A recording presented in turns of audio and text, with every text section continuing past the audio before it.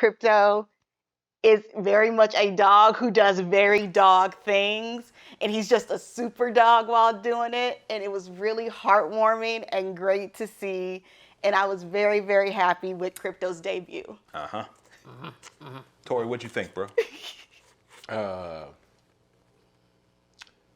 did like I liked Krypto, but Krypto was pissing me off at points. You know, it was a little. They leaned a little bit. They leaned a lot of hard into Krypto is just a dog, and you know he's like unaware of his power and strength and all of that. But then it just goes into the training and all of that. So yeah. Okay. All right, couple quick comments to acknowledge here from Nakim. What's up, Nakim? I was just going to say if this is going to be a spoiler-free stream on the new movie. First hour, spoiler-free, and when we get to the spoiler section, we will definitely let you know. But for the first hour, you're good. Joe, after you go, I'm going to read some of the Krypto comments too. Yeah. Also, I see, I know say Joe looks disgusted. Oh, I'm going to have some stuff to say. Roderick, Krypto was awesome. So the movie was trash, but Krypto was awesome. See, that's a plus. Did someone say that? Someone said that. Yeah, Roderick. Oh, wow. Okay. Any other thoughts? Who's next? I enjoyed Krypto.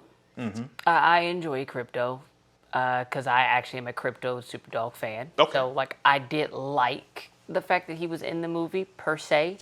But I do agree with Tori. There was a lot of parts where Krypto was pissing me off a little bit. But that also goes with the fact that he is genuinely a dog that has superpowers.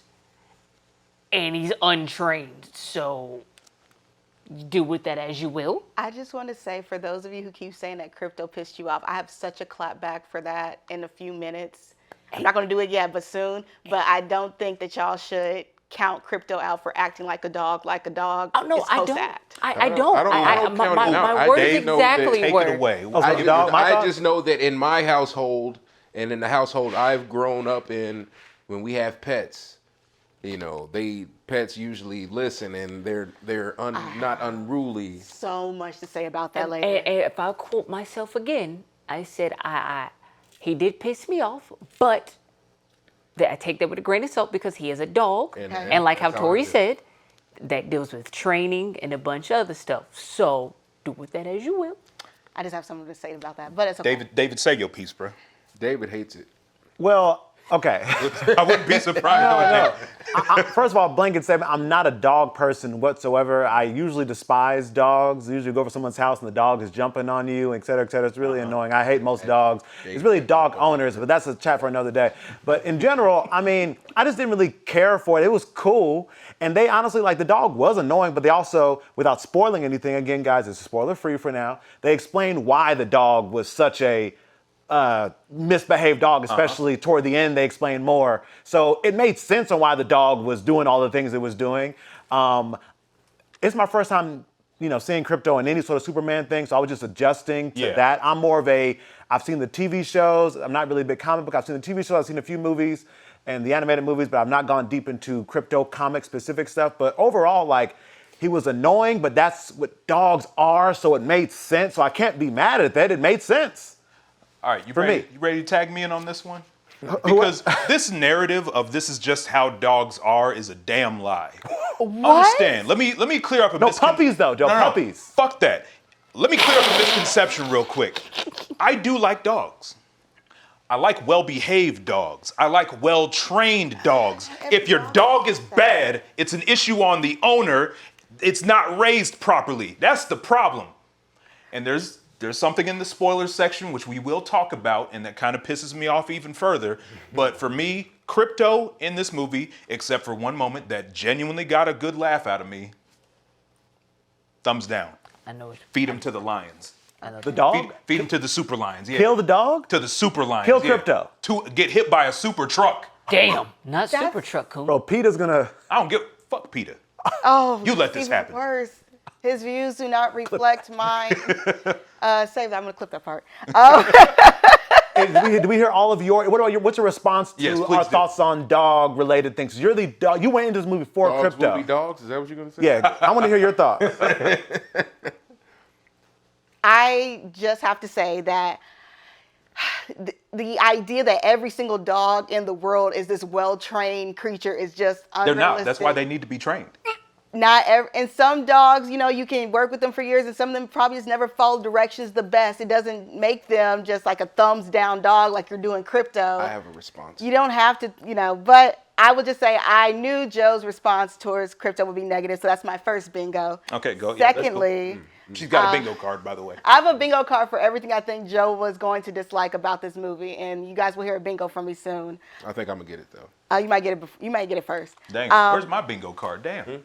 But it's cool. It's cool. Go ahead. But I still think it was a fun, heartwarming character that was introduced greatly and had a great purpose throughout the movie. Also, King Jupiter, what's up? Thanks for Here's popping one in. thing I have to say about the Krypto. First of all, because you say that he's just a dog, right? He's just a sweet old dog, right? Just a little but here's creature. the thing. He can respond to a whistle, and he knows if I give you my cape and say go home, take me home. But you mean to tell me he won't listen when I tell him something else? He barely listens when you say He's sit. like half trained. No dog is perfect. Y'all But I want bet some if you perfect say creatures outside, that around dog here. will jump all over the place. He's trained and remember to go back to the Fortress of Solitude. He's trained enough for that. Remember But you mean to spoiler tell me free. if I tell you to be still or stop, you can't do it? That's how dogs work. Dogs are not consistent. And according to Nick, Put him down. That dog is trash. But it lets you know that he's smart. Nick says technically Krypto being untrained and misbehaving is comic book accurate. Is it though? So I thought maybe we would appreciate. Yeah, y'all hold on. Where the comic book Comic heads book- at? Wait a comic book second. Yeah, heads. y'all I be always thought complaining about we comic would accuracy. appreciate it. 9 times out of 10, if I see Krypto, that dog's got some discipline. And I don't first see of him all, just in the animated, jumping all over the maybe place. not in the comic books, but like anytime they showed him in anything animated, from the old shows to the current stuff, He is well trained. he's supposed to be some well-trained, smart dog He's a good boy. that teams up with Ace the Bat Hound sometimes. Well, I saw the movie Super Pets, and Super Dog in that movie, Krypto in that movie, was not the most respectful, kindest dog at first either. See, So this is- I just think there are multiple interpretations of Krypto, See- and we shouldn't count And they them said it's out. canon. But see, this is why we've also got to create a distinction here, because this is what I had to correct you on. Are we talking comic book accurate, or are we talking like comic book media accurate, like we've seen it before somewhere? That's a very important distinction to make. Fair. And this is I've got to make sure we're talking about this because we're talking to two non-comic book fans. This is a very important distinction.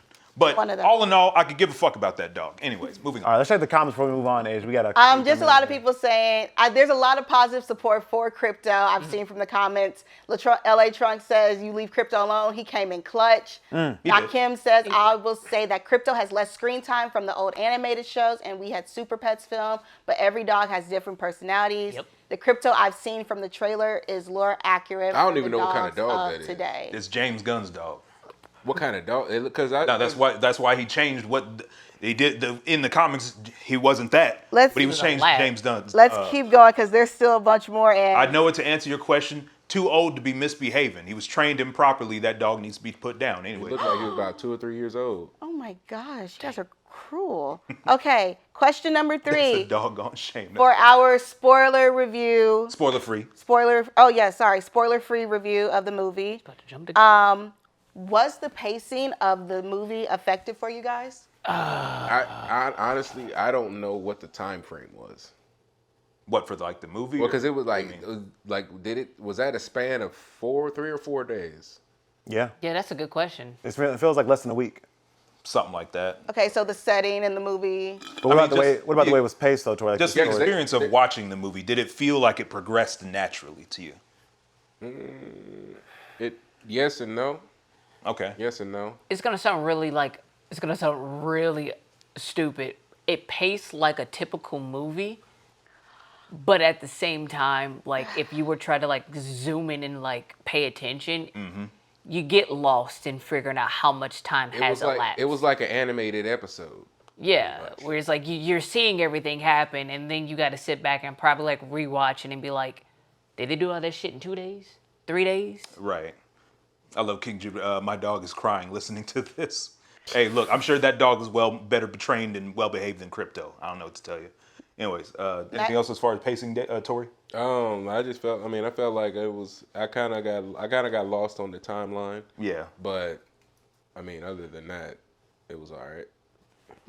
Okay. I personally, just real quick, I like the pacing. Personally, in general, I prefer faster paced things. Like, even the way it kind of jumped into things, I kind of like the movie, no spoilers, but the movie starts you kind of in the middle of a conflict, but I thought they gave you enough context. Oh, we got a subscription from Beats of Blade. Hey, thank you, Beats of Blade. Blade, thank you so Hey, much. appreciate you. Appreciate that. That almost makes me feel better about watching this damn movie. But So I thought the movie, as far as the way it was paced, it started off, like I said, you kind of jumped almost right into the action, and I enjoyed that. I think they went back and gave you a little more context. Yeah. But I was okay with that because I didn't really want an origin story. I feel like we've seen enough superhero origin stories at this point. I feel like even the movie fan at this point, we know the origin stories for most of these characters at this point. We know the Spider-Man one to death, Superman, we know Batman. So it's like, I feel like we're good on origin stories. So I like the pacing personally. Some parts were a little fast, but overall I was cool with the pacing. Asia? I mean, I very much enjoyed the pacing of the movie. The movie starts, and I don't think this is a spoiler, but the movie starts with text on the screen, and I love me some text on the screen right before the movie really jumps in because I get to read something, and I like The book. No, Read a comic I like reading a little bit of something before the movie jumps in because you know it's gonna be good if they I have can to give give you you text. better Superman comics to read. Oh my gosh! So Are I you a Star Wars enjoyed. fan? I enjoyed how the text on the screen, and that's the one thing I don't watch. I enjoy how the text on the screen, like right before it starts, gave you a little overview, and then the dialogue I thought throughout the movie paced it even better. I love good dialogue. So yeah, I don't see anything wrong with the pacing of this film. Corey, do you already Any comments we want to respond to? I like the one from Nakim there talking about his experience watching Superman movies with your mother. Hey, look, little bonding, little family bonding, ain't nothing wrong with that. Look, I'll just say this. Overall, it didn't bother me too much, but it was definitely noticeable. To the point that I'm sitting there like, oh wow, okay, so I guess we're here. Oh wow, okay, I guess this is that scene from the movie. Oh, okay, I guess we're just going straight into this. It was a little jarring, and that's not really at the fault of James Gunn, in my opinion. Just from what I've seen and heard from things that didn't make the cutting room floor, this seems like a bit of a Warner Brothers issue. I would not be the least bit surprised if we get a home release or a director's cut, because apparently word on the street is they cut like 30 minutes from this movie. Damn. And that's kind of to the movie's detriment, in my opinion. So overall, the pacing is a little off to me. I don't know if 30 Is minutes. that on your will make bingo me- card, Asia? I actually didn't have pacing as one of them. Yo, you're slacking. Okay, I hope I don't miss the next one. Okay. Any comments, Age, before we move on that you want to? Vince Art says, I think we just prefer the Man of Steel version. We'll get to that. We'll get to that comparison. Oh. Stick around for the spoiler section on that one. Nakim says, at this point, if you're questioning how these superheroes began, ignoring the previous films and material, these movies aren't for you. I say that all the time. Like, we And don't then- need any more origins. I mean, the thing about it is, at the same time, it's like, yeah, but on the other hand, no, because you've also got to establish what this particular continuity in this Yes. world is. There's a crucial detail and that came up as a plot point regarding Superman's origin that you've pretty much got to acknowledge. So it's like, yeah, your origin does matter because you've got to clarify. Someone goes into a movie expecting it's a Batman movie, but you're expecting the origin to be the exact same as Batman Begins, but it's like, no, this isn't Batman Begins. This is like a completely separate Batman. Like what they do with Spider-Man, where it's Yeah. like, yeah, we all know Uncle Ben dies this, that, and the third. Yeah, Yeah. that's a traditional, but like, how does he die? Yeah, What age and if does you're he gonna die? do and redo the origin, you can still switch things up and do things different. Of course, you know, just make it done well. But that's beside the point. But anyway, Did you send me the bingo card? Oh, not yet. I had some. Are we all ready for the next one? yeah, let's get into it. Whose phone? I guess. Okay. All right. For our next spoiler-free review question, Joe, this is a question you submitted. Superman, Lois Lane, Lex Luthor. How are their characters portrayed? Keeping it spoiler free. Spoiler-free. All right, I'll be short. I like how Lois Lane was portrayed. Spoiler free, she felt very traditional to the animated series Lois Lane and some of the comic book runs Lois Lane. She Yeah. didn't feel like the damsel in distress, but she also didn't feel like Billy Badass, like always like up in someone's shit Right. type stuff. Like so she felt like a perfect like little medium. Spoiler free, Jimmy was okay. He was okay. He was portrayed decently. Lex, bitch. Superman / Clark Kent. Wait a minute, when you say you didn't like how he was portrayed? Oh no, they portrayed him like a bitch. Okay.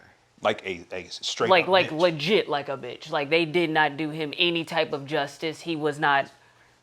He was spoiler free. Spoiler free. They portrayed him like a bitch. Superman / Clark Kent. Superman was decent. It was Superman. Clark Kent. I do like how they didn't make him quirky, like they always try to do. Like Clark, Right. like oh I'm stumbling. Oh I can't do this. They Dropping paper. I mean, it's like Yeah. they did, but it didn't go on Right. too long. Also, couple comments here, real quick, not to cut you off. no, The blue, I can't fucking read it. Panax Jr. says, love your content, love you guys. Thank you so Appreciate much. it. Thank you for popping in. And this other one here, again, blue, I can't read it. Just got here talking Superman. Yes. So Michael spoiler free. This is the first hour of the stream, spoiler free review. But thank you for popping in. Anyways, Corey. yeah. If we're keeping it to those core characters, yes. That's my They opinion. get a thumbs up from you? They get a mid to thumbs They up. get like a quarter thumb? right. Okay. Like you don't completely win, but you get to live. Okay, that's you're not going to the Lions. Okay, cool. They get a 12.55, right? There you Yeah. go. 12.55. All right, Tori, what'd you think, man? I second the Lois Lane. Jimmy had his moments, kind of pissed me off a little bit, but he did what he had to do. Superman, he was cool. I liked what he did. Okay. He showed that he wasn't perfect.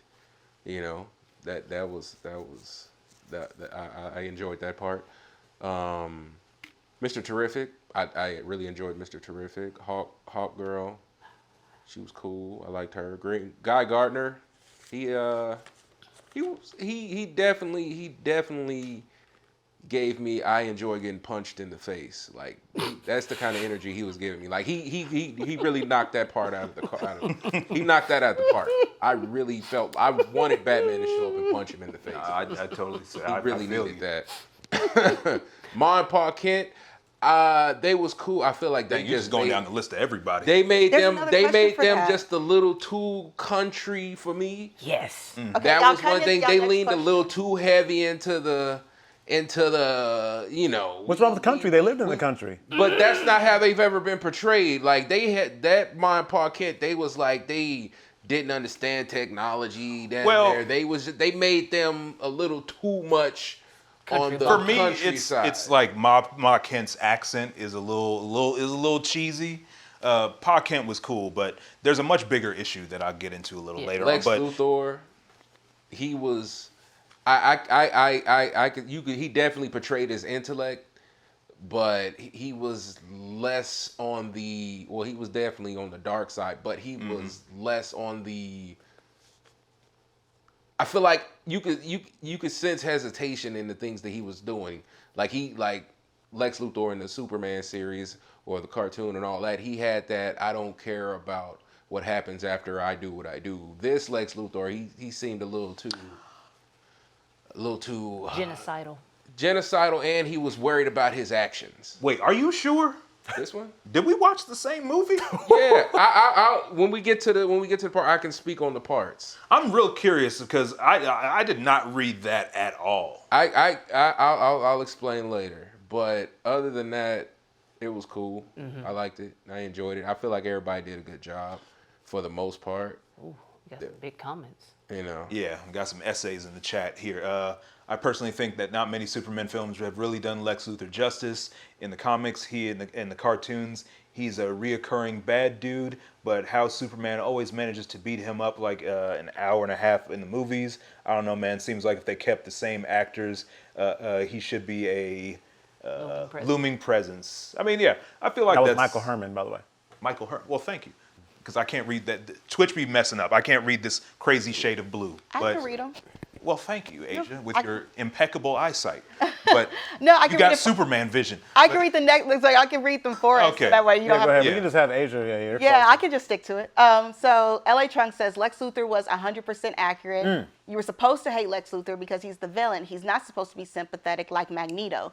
You aren't supposed to agree with him like Thanos. Nope. He's not supposed to be funny. Nope. You're supposed to hate him and cheer for Superman. Can I go ahead and respond to this one? And I'll give my take Spoiler-free. here. Go Spoiler for free, it. of course. Now, my thing is, yes, he is the villain. He is not made to be identifiable.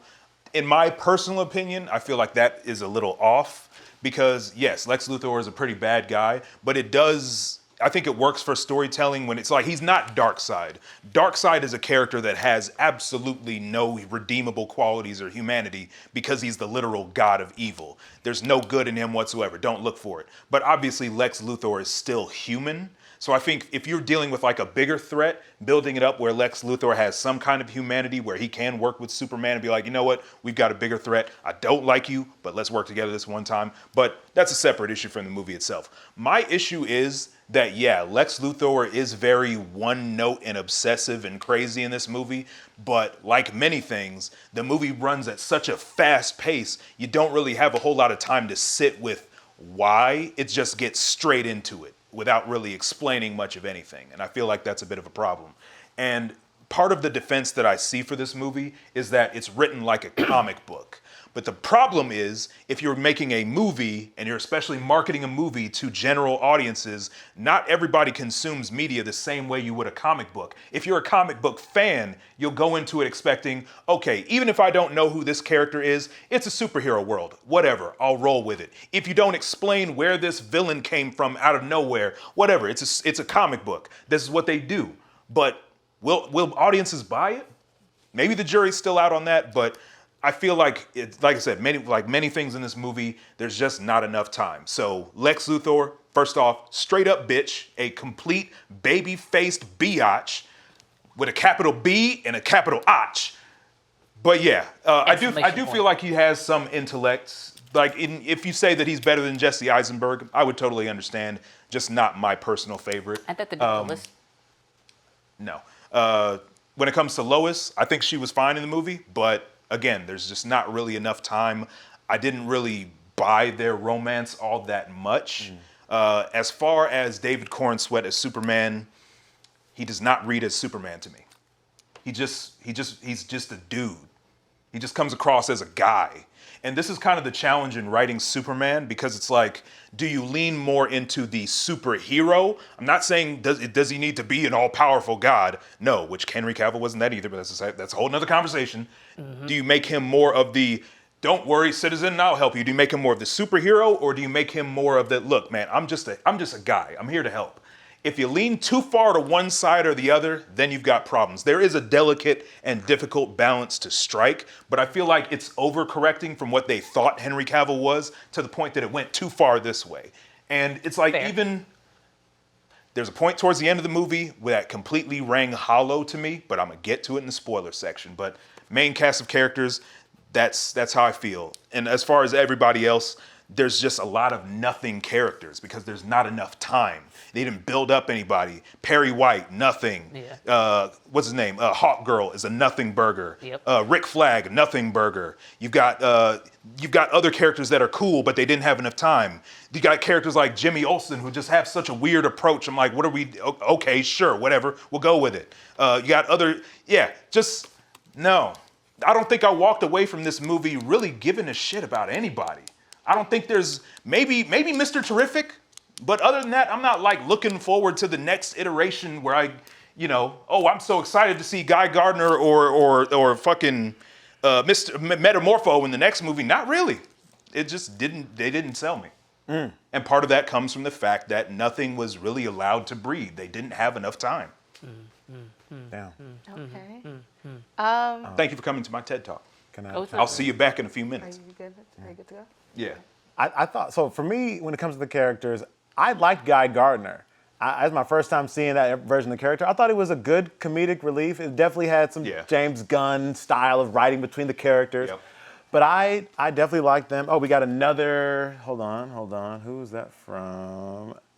Oh, that. Oh, Julian. Oh. Subscribe. Hey, Julian, Julian, shit. appreciate Thank you so much. Appreciate it. And by the way, we got 17 people on Twitch, 24 total, a few on Facebook. Appreciate So appreciate y'all. y'all coming Hey, through. Thank you so much. Thank Right you, now, beautiful, this beautiful is people. our spoiler-free version of the movie review Section. Yeah. section. Spoiler-free section. Later, we'll get into spoilers, but right now, this is spoiler-free. So I thought that Guy Gardner was great comedic relief. Yeah. As far as characters, there was a lot of characters that they didn't do anything with. Like, Yeah. in particular, this is a non-spoiler, but when they were on the ship down on the scene, Yeah. there was like the point where they were gathering people from the office Yep. to kind of come with to do something, and they grabbed this like random black dude, and he had no dialogue. He just was on the ship. I forgot he was on He there. was on the ship and said nothing. I'm like, did they cut his lines, or was he just there for? James Gunn He was slapstick just comedy. there to fill in a seat. But for what though? He was literally gathering people for specific reasons, like you. And even in all No, honesty, he was just literally- grabbing. No, he was just grabbing because there was space. Remember, because like he Yeah, had but- asked, he's like, how many seats are there? And like that's they He like said that's 5 they to main. 6. Yeah, but they were 6. all going as like that was the main team of people of writers. I think, but most of the people had already left the building. They were the ones who were left there. So I mean, at that point in time, if Well, they again, let's did not get come too in- deep Okay, into spoilers okay. on this one. I just thought But there was- there is an issue I take with that scene, and of course it was in the trailer, so it's not really a spoiler. But at the same time, it's like they were there, but why? Well, don't- they didn't do anything. Comedic But relief. No, there's some. As if we don't have enough of There's that. some characters that are there for comedic relief, but I Yeah. will say some comedic relief was effective. I Yeah. really like Guy Gardner and Guy Gardner's thing. He has some jokes in there about like what they're gonna call their crew and everything and stuff. I thought a lot of those jokes landed. There so was I do, one joke at the very end that did land for me a little bit, but Yeah, I thought some of get the to that. side characters who had some comedic relief, I thought some of the jokes landed personally. So yeah. I wasn't But as far mad as at like that. the main Cast? supposed main cast, what do you think?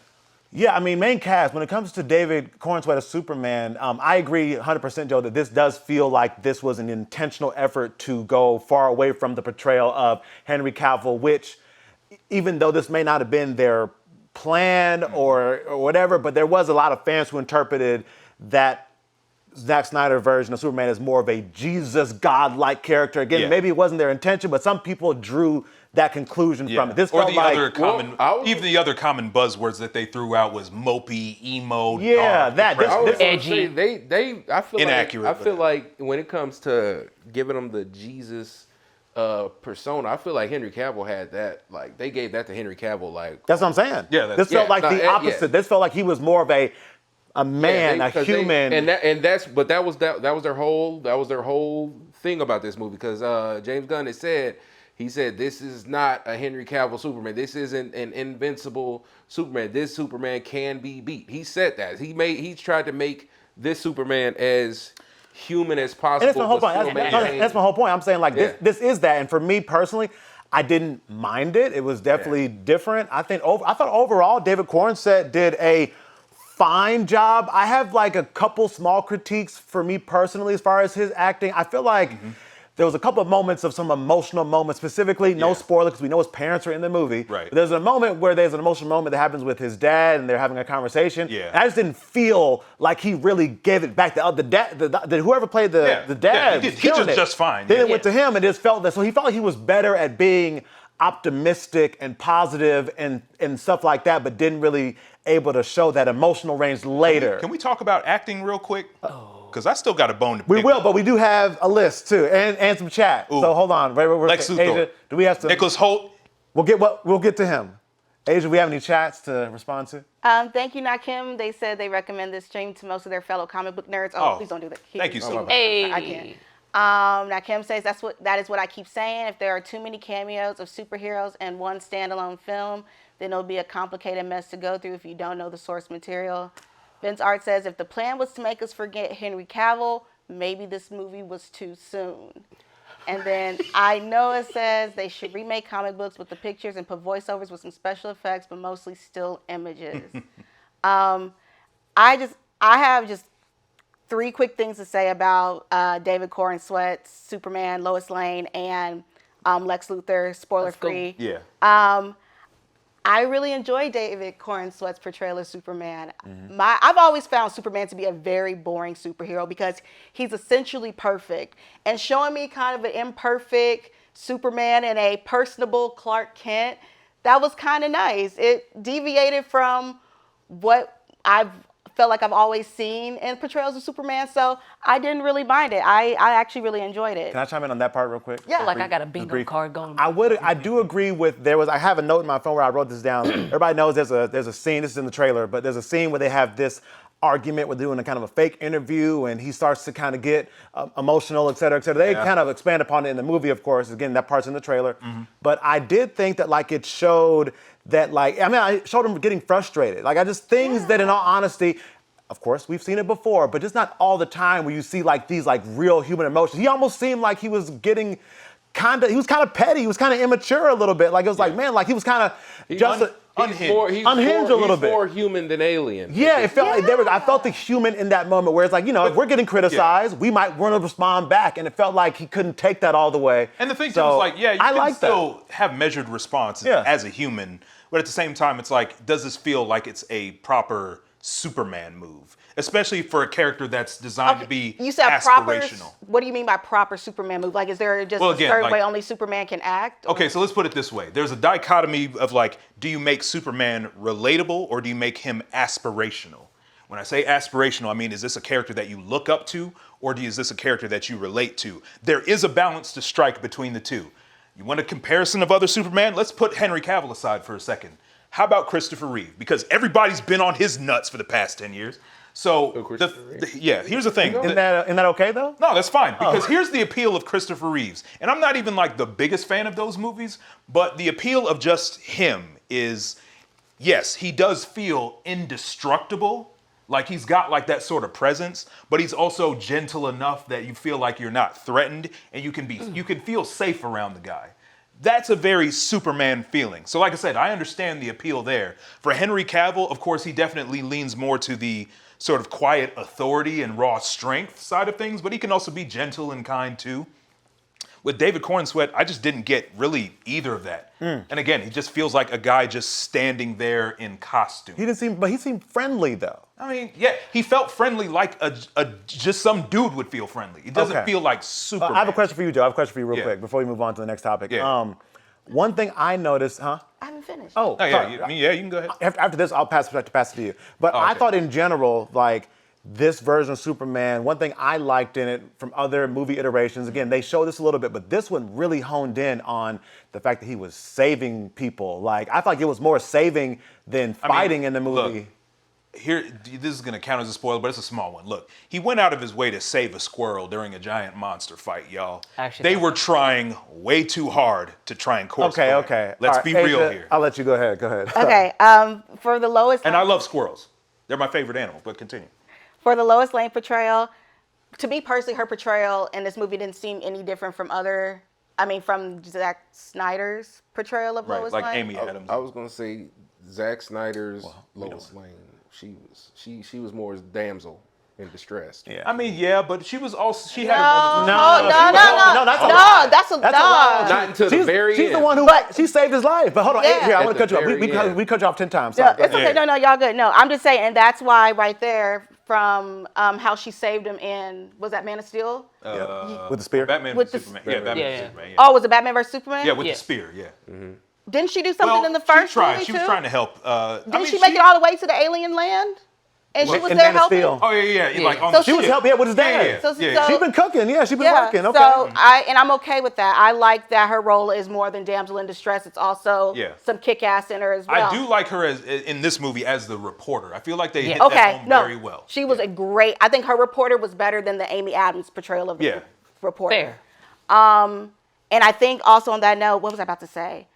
Oh, I forgot it, but it's about Lois Lane. And then last but not least, another probably unpopular opinion based off from what some of y'all have said already. Lex Luthor, I thought he was great. I thought Nicholas Hoult did a spectacular job. I really enjoyed it. I thought he was truly a bad guy. I didn't like him. I was not rooting for him. He actually had me in some moments like, dang, this was really well thought out. How is Superman gonna get out of this? Like, I had that moment with him that I really enjoyed. I thought Lex Luthor was great. So that's me for Lex Luthor, Lois Lane, and Superman. I really didn't like his dialogue. I'm sorry. You didn't? No. What was there your was issue like, with his There dialogue? was one scene, like that scene. There was a scene early on where he legitimately had a look and a feel of Lex Luthor, but his line delivery just always felt off to me, and how he had like, yeah, it's a minor thing, but at the same time, like, yeah, that's just how I felt about There it. were like 2 points wanna where check, he check. felt very Lexy to me. Yes. I'm not gonna. Explanations of the winning. I'll read when it's time. But anyway, we can move on to the next one. Okay, we've got about 15 minutes left of our spoiler-free review.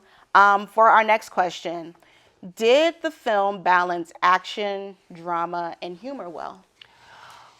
Let me give You it. go I need a minute to think about that one. All right, Tori, you go. I was surprised there was less humor than I thought it would be. They're like comparing that to a Guardians of the Galaxy. I thought Guardians of the Galaxy in those movies had way more jokes than this movie. James Gunn directed both.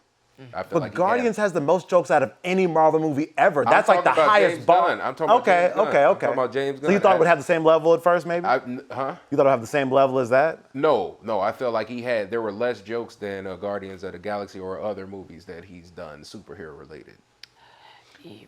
I'll say this real quick. To be expected to me, though. I mean, the characters of Guardians lend themselves to way more humor than a Superman movie. So I at never least thought how he that. wrote it, but- Yeah, I never thought but- that we would have more. I mean, that's like they have the most jokes of any movie. But I'll say this real quick. I would say that in terms of just the balance of the three, there's a better balance between like the comedy and the drama, but I mean, not really. It definitely leans towards that comedy in a lot of parts. The action probably wasn't as much of the focus. It was there, and there was like maybe there was like 2 major scenes that actually did kind of have me on the edge of my seat. But anything else aside from that, I kind of didn't like wow me or blow me away. But that's the thing. The movie wasn't focused too hard on action. You know, it was a bit more of like the interpersonal character to character relationships, which is fine. what about can I just ask you, what about Yeah, the go. action overall, though? I mean, I thought they had some pretty cool action sequences in there. I mean, when they did have them, Yeah. I thought they were pretty good. What'd you think? Like I said, there were like basically 2 standout ones for me, which were cool. I've seen better, but they were still pretty good. Okay. So that's how I feel about Got it. it. For me, I'm Vince Arts, you're absolutely right, but kind of continue. leaning with Tori. I expected more shitty dad humor jokes with this Superman compared to James Gunn, and I read a comment in the section that said you got I think it was from the Kim. You have to go into the film without comparing Gunn's previous work. And I did try to. I did go into this without thinking, oh my God, this is about to be straight up Guardians of the Galaxy dick joke humor and everything like that. And he delivered. He delivered definitely on some parts throughout this movie where I'm like, yep, this is the type of humor I was expecting to get from it. There were a few that got a subtle chuckle out of me that I thought were pretty funny. Action-wise, I was kind of hoping for more. Honestly, like there was some. Let me say this. I mean, it was never spoiler-free. going to be Man of Steel. Right. That wasn't happening at all. We got more action redeemed from Stretch. other people Yeah. than we did Superman himself. They redeemed Stretch. Oh, Right. But with that being said, from action and comedy, heartfelt moments were okay, I guess, when they tried to make it work. do you feel like they had enough time though?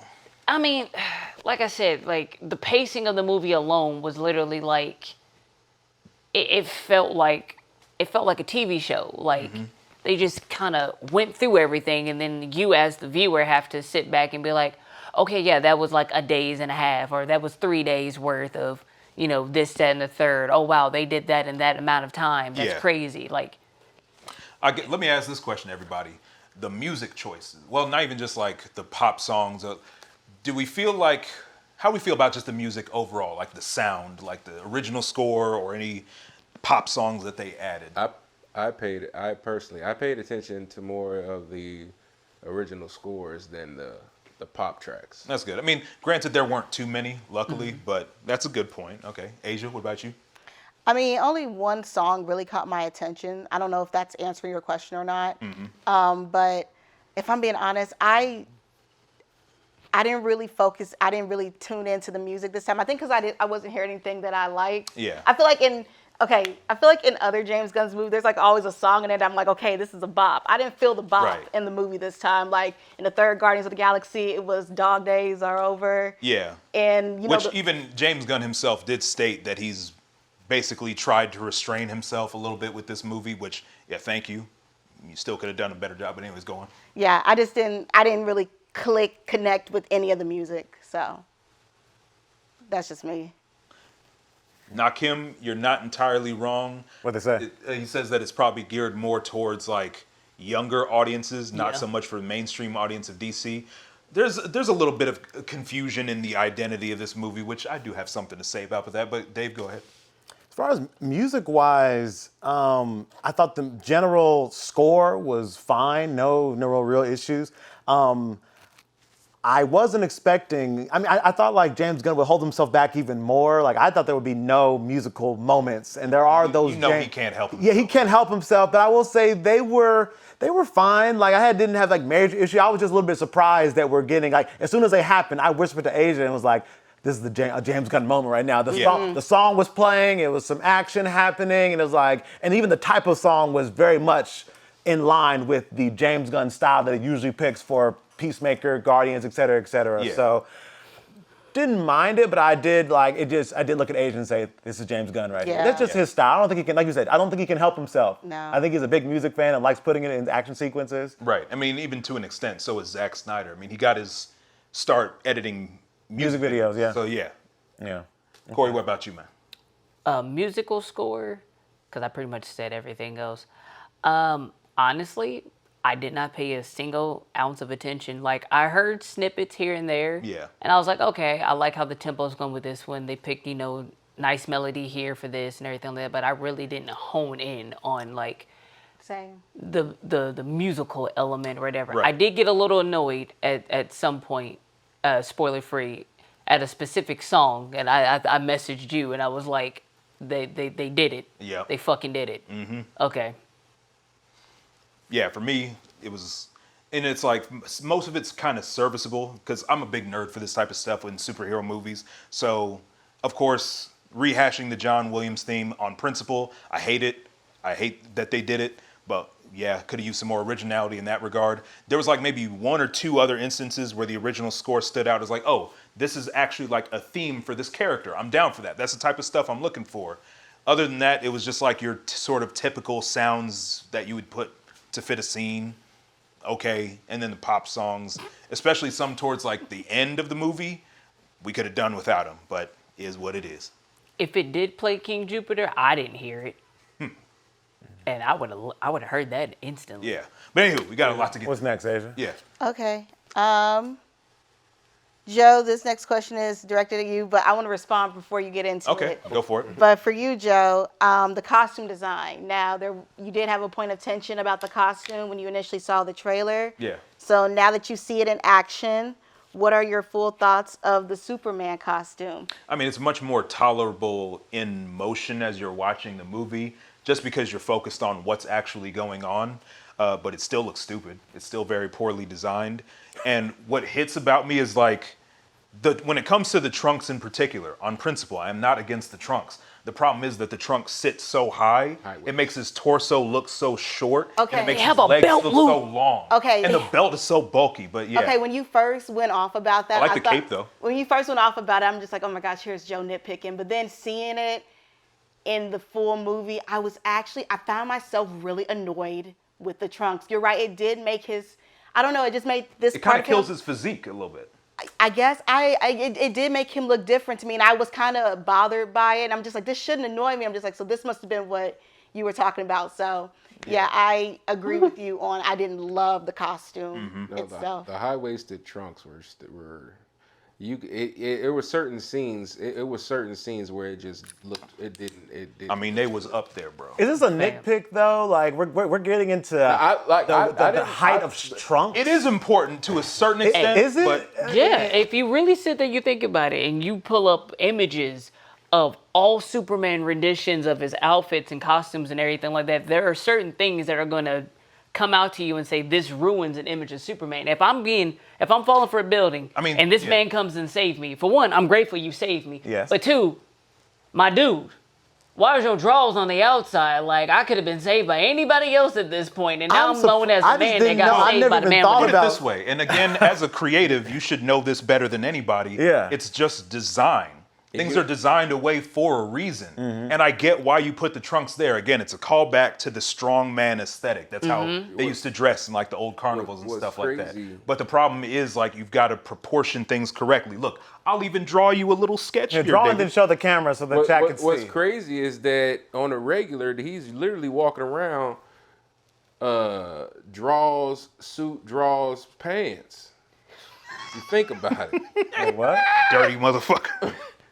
He might have underwear under that. That's what I said. He got suit, draws, pants. Oh. That's a lot. That's a lot of layers. That's worse than when people would wear basketball shorts under their pants after school, just in case somebody want to play a pickup game. Like, he got extra draws for his draws. He might be cold. No.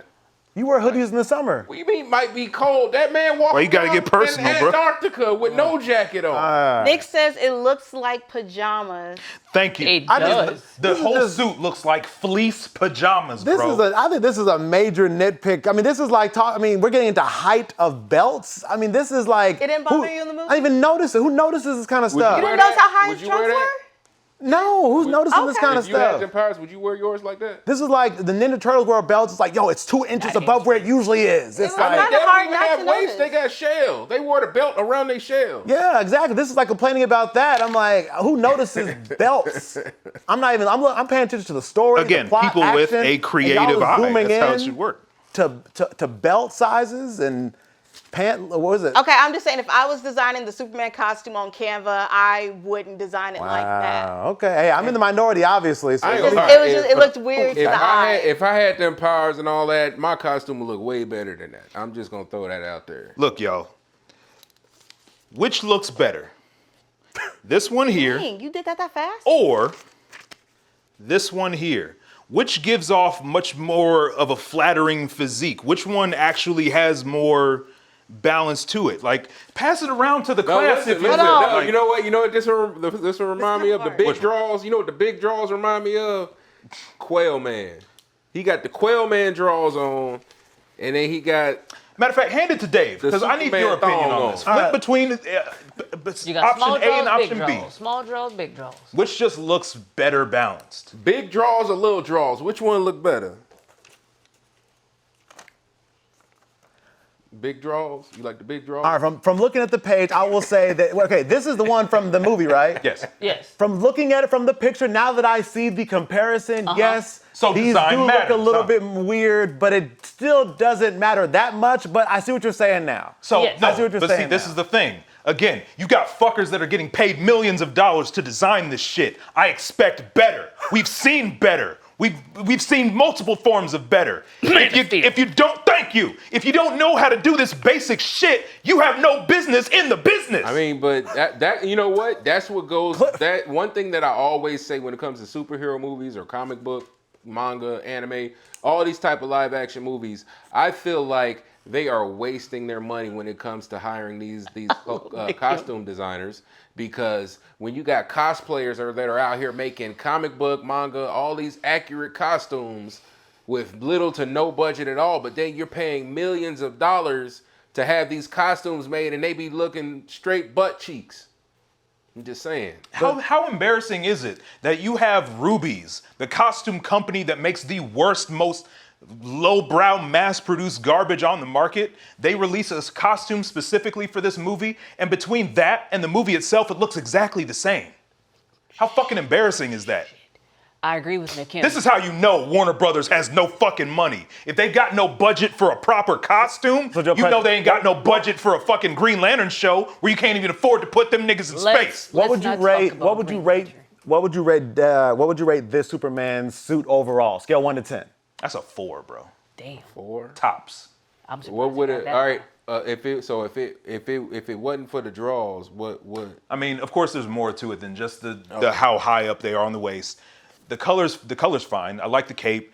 I feel like just the materials, like I said, it doesn't look, it's not flattering. It's not really form-fitting. They look like fleece pajamas. If it was given a better material, if there was some better usage of the lines to the point that they just don't look inconsistent from a distance, the suit would look a lot better. You know what? Another reason why the suit looked like that, because I don't think they had the little body prosthetics under the suit.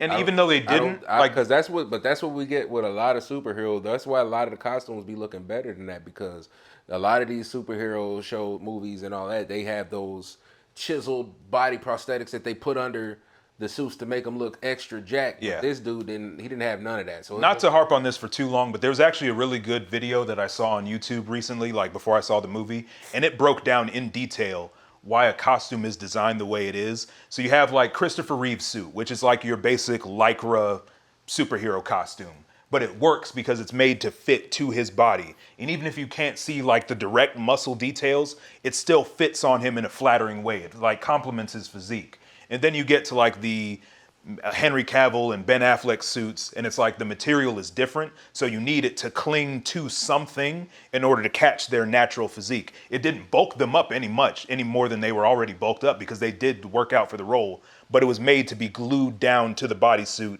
so it looks more comic accurate. And then you get to this one, and it's just like, it's not fitting the actor and complementing his own physique, because he bulked up for the movie too. And the materials just look garbage, so it just accomplishes not really much of anything. To me, it felt like you had a handmade costume for a costume party where everybody else bought their costume, and you come in with like grandma's like hand sewn outfit, because like you took a cereal, Superman Super Crunchy cereal. You took you cut the logo out of that cardboard box, and you slapped it on some blue fleece pajamas and put your damn Fruit of the Looms on top of it, and you got some curtains for the cape. That's basically what we got here. The S on his chest. I do like the S design. So, like, the design was nice, like color scheme wise. Just the way that it sat on his chest, like fabric, it literally looked. It looked like it was like bulging, and it was like barely stitched on there. Damn. Like it really drawn in like the fleece pajama part for me. It's sad to see.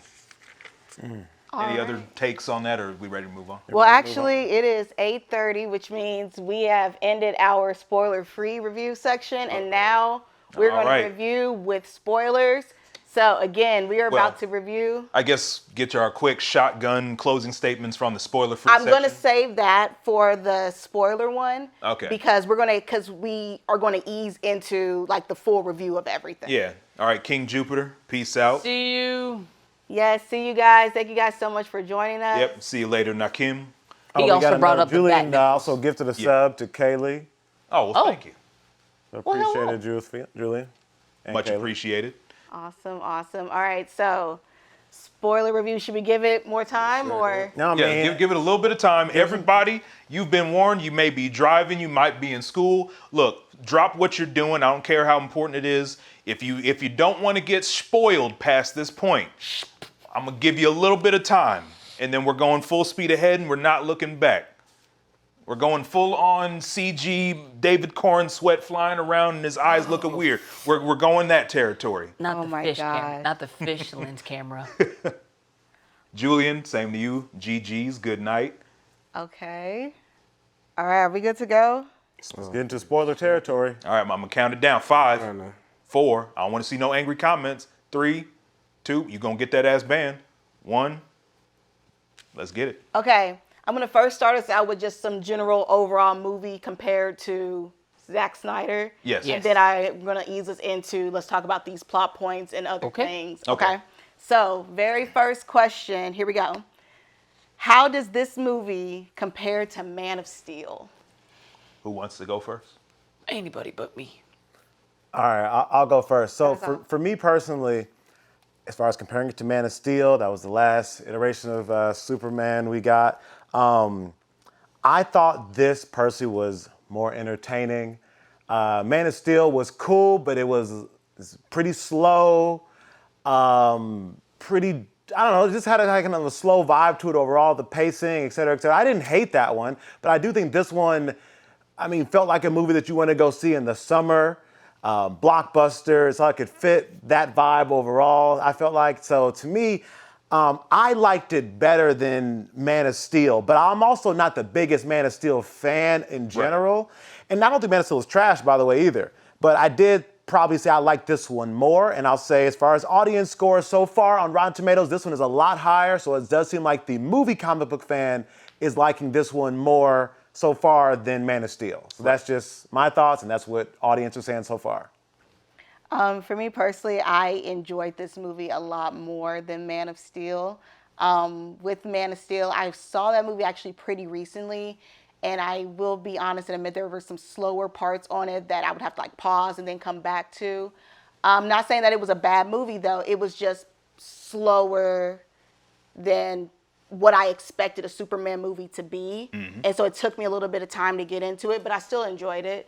But no, I did love how different this Superman movie was. Like I said, I went into this with an open mind, and I just loved how human they made Superman and just how great they did with this character in comparison to how they did Henry Cavill's character. I felt like, really quick, No, go I ahead. felt like Henry Cavill's Superman was like perceived more as like a savior god figure, and Superman here in this movie was portrayed as, hey, we need you, but we like don't worship you and weirdly put our hands up around you in a slow-mo scene, you know? Yeah. So that's what I like. One other thing real quick. I'll respond to that, but I thought go that the action, we had way more Superman action in this movie. From what I recall from Man of Steel, it felt like we got like I remember like a little montage, then we got that big scene at the end, but this one had multiple moments of him being Superman and saving people, even to the point where Joe mentioned earlier, he's saving squirrels, he's going out of his way to save people when he's fighting aliens and stuff like that. So I felt like we got more Superman moments here than Man of Steel. For Man of Steel, we got that awesome sequence at the end, but I felt like it wasn't spread out. And like the middle and the end. middle and the end, that part was great. But I just felt like it was just, we didn't get enough of that until that point. Versus here, I thought we got a lot of great Superman moments all the way throughout. There was definitely more Superman than Clark Kent. which Yeah, some people yeah. mentioned So before, but that's my thoughts. Like I said, do not hate Man of Steel, but I know y'all are Yeah. Man of Steel fans. So I love to hear what y'all think. too. Yeah, Tori, about you, man. I'm sorry, give me a second. I'm trying. Corey, you up? Yeah, go for it. So, compared to Man of Steel, I did not like it. Why I didn't like it were, ironically, some of the points that you brought up. Because I like Man of Steel for how, not necessarily like the godly savior portrayal, but more or less the more Superman portrayal than I'm here for the people kind of thing like James Gunn did or Right. whatever. I lean more towards Superman being like the ideal guy, like how do you juggle it all? Like you have to save people, how do you keep your identity, hidden? Like how do you deal with being human more than how James Gunn tried to like make him seem human in his own way.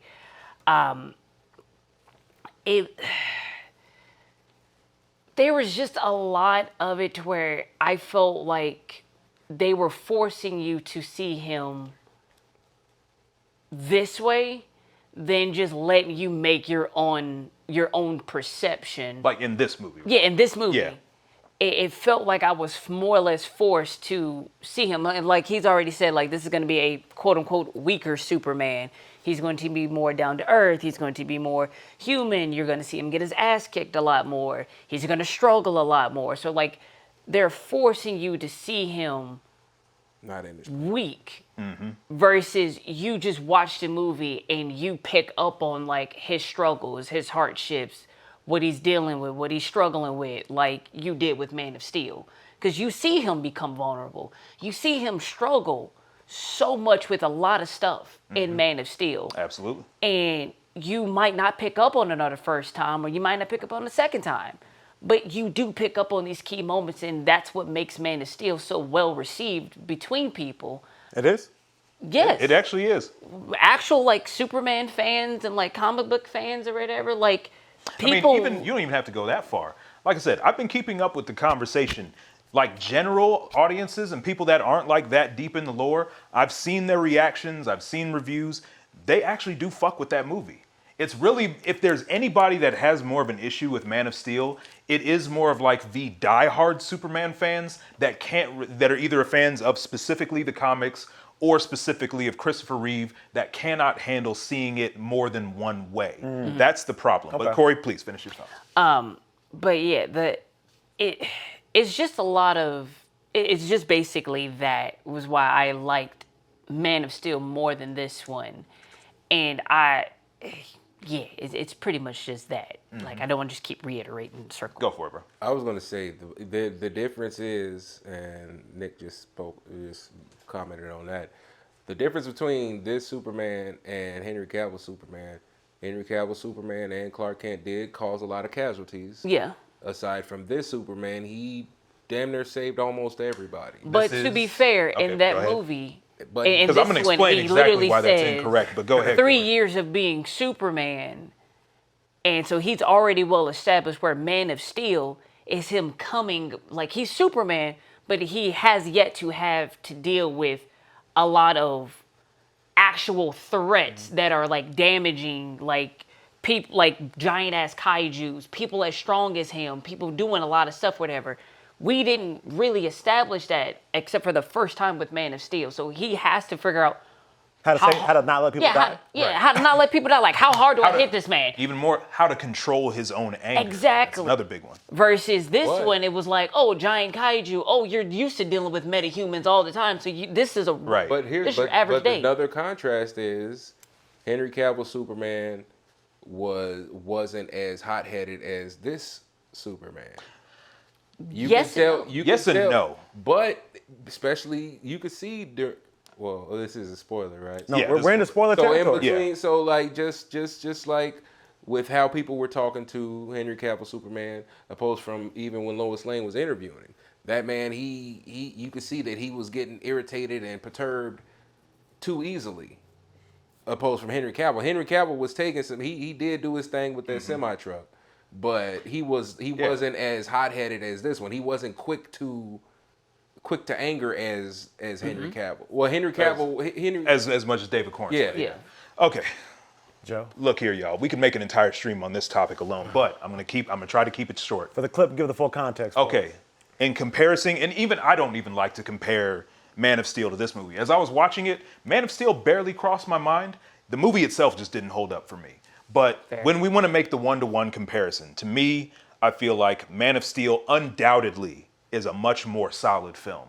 Now, if we want to talk about Zack Snyder's work as a whole, Zack Snyder's Justice League, you can definitely make the argument in Batman v Superman. I think it's fair. But compared to even those, this movie is trying to do way too much in 2 hours. You would think that after 2017's Justice League and the Eternals, we would have learned this lesson by now. I've said it before and I'll say it again. Eternals was a good case study, in this movie too, as to why Zack Snyder's Justice League was 4 hours. But when you want to compare Man of Steel to this, for anybody that says like, Superman was perceived as a god or a savior and stuff like that, that's how people perceived him in those movies. He didn't see himself as that. Since he was a kid, he was always just like, look, I have the ability to do something. I can't help it. I've got to do something. I've got to help. Even though other people are like trying to pass judgments on him or rush to conclusions about his character, or his parents are just trying to look out for him and keep him from being exposed to dealing with the consequences of the world. He just can't help himself. He has to do something to help. That's consistent with all the heroes in Zack Snyder's films. But like comparing like Henry Cavill's Clark to David Corenswet's Clark, it's like here's the thing too. When you look at Clark Kent and people give it, Clark Kent's supposed to be goofy and campy and silly. You don't necessarily have to, because honestly, that doesn't appeal to everybody. The approach of like his Clark Kent was that he was low key. He was mild mannered. He was made to just sort of blend in the background, and then people wouldn't really pay too much attention to him and be like, is this chiseled, tall Adonis of a man? Is that secretly Superman? Those glasses aren't. No, he's the guy in the background of like you can't remember if he was there to begin with or not. That's the approach they were going for. And when it comes to like his Superman, again, this is where this movie gets weird for me because you have Man of Steel, which is about day one Superman. So he's trying to figure this shit out on day one and day two at most. And then you get to this movie where it's like year 3, but he's behaving in some aspects like day one. Not so much like him, the way he goes about saving people, but just in how he conducts himself and how he struggles to, you know, speak to people and how he can't really control his anger, stuff like that. To that extent, he is hot-headed. In Man of Steel, Clark was more hot-headed in the sense of when his mother was being threatened by Zod and his gang. And he like rushed straight into him, was punching him as he's dragging him through the farms and stuff like that. You think you can threaten my mother? That's when he flew off the handle. And that's when he was destroying stuff and Smallville was burning down, because that shows the consequences of dealing with a superpowered being. That's when you've got to learn, okay, I need to dial it back. But this whole narrative about him causing more casualties, it's not his fucking fault. If it were up to him, he wouldn't have revealed himself yet. It was Zod and his crew coming through that caused all the problems. They were the ones trying to terraform the entire planet. So anybody saying that he never saved people, just because you didn't directly see him save a cat out of a tree, doesn't mean he stopped the entire planet from being transformed into Krypton where no human would survive. Even here's where the movie gets inspirational for me in Man of Steel. Because like Zack Snyder's really good at having Superman do shit that he shouldn't be able to do. So going to BVS, like the way he was carrying the kryptonite spear when he could barely stand to be near the thing for a minute, but he carried it himself and plunged it into Doomsday. It should be impossible, but that's what Superman does. He does the impossible. When he was fighting against the defense mechanisms from the World Engine, and he gets thrown into a gravity propulsion weapon, which gravity is one of the sources of his powers, he shouldn't be able to fly through that thing full speed and destroy it. But he fucking did it because he's fucking Superman. That's what he does. That moment hits so fucking hard, and I love it so much. The movie is obviously made to be taken seriously. That's not to say that there aren't jokes in Man of Steel or moments of levity, but it doesn't overbear like, yo, this is a serious situation. Like, I'm on the edge of my seat, y'all. The fucking world engine is about to collapse these Daily Planet workers. Superman, you got to get off the ground. You got to do something. Until that very last moment. Yeah, that's the feeling they're going for. And then you get to this movie and it's like so many things are so surface level and there's no time to actually let it breathe. When you get to Man of Steel, there's very clear themes. They are explored in the movie, but they're not, of course, fleshed out as much until like the next 2 films. But like this whole thing about like, Henry Cavill's Superman didn't represent hope. I'll say this, like, you can replace the word hope with faith. This is like the main theme of like Zack Snyder's DC films. It's about having faith in people and having faith that things will get better. It acknowledges human beings are trash. We're pieces of shit. We're violent. We're contradictory. We're judgmental. We're bigoted, all that stuff. But it pays off when you see, Superman died to protect us even though we nuked him 10 minutes ago. Maybe we were assholes. Or when you see like the next generation of heroes that followed in his footsteps after his resurrection, and they're standing there on that hill together in the sunset after defeating Steppenwolf. That's what makes all that darkness worth it. That's the purpose of dark storytelling. So trying to just give it a colorful coat of paint and then saying, this is what makes the movie hopeful, instead of actually fleshing out your themes because you didn't really have time to do it. They had that scene where they were fighting against the giant kaiju and they were debating on whether or not you should kill it. No, let's take it in to study it. They did it that one scene and then they never really went on that tangent ever again. The Justice Gang was still out here killing villains and whatever, but it wasn't an actual plot point. It wasn't a theme. Well, I mean, they had already established they ain't about to. Right. They're not about to. Matter of fact, here's another thing. In that little scene where that war was going on, and you had people lifting up that Superman flag, that hoping that he would come to save them. Superman didn't even save him that part. The fucking Justice Gang showed up. Doesn't that kind of kill the theme of hope a little bit when all of a sudden you got Guy Gardner pulling up? Don't worry, guys. The real heroes are here. We've got it under control. With them doing that, all that did was set them up for the Justice League. Give people hope into other heroes that are not just Superman. So for them, only hero that they knew was Superman. So now that you give them a new batch of heroes that they can look up to or even count on now they're spreading now with them doing that, what they did with that scene, all they did was open it up where people can trust other heroes aside from just Superman. Now, here's the important question of that, though.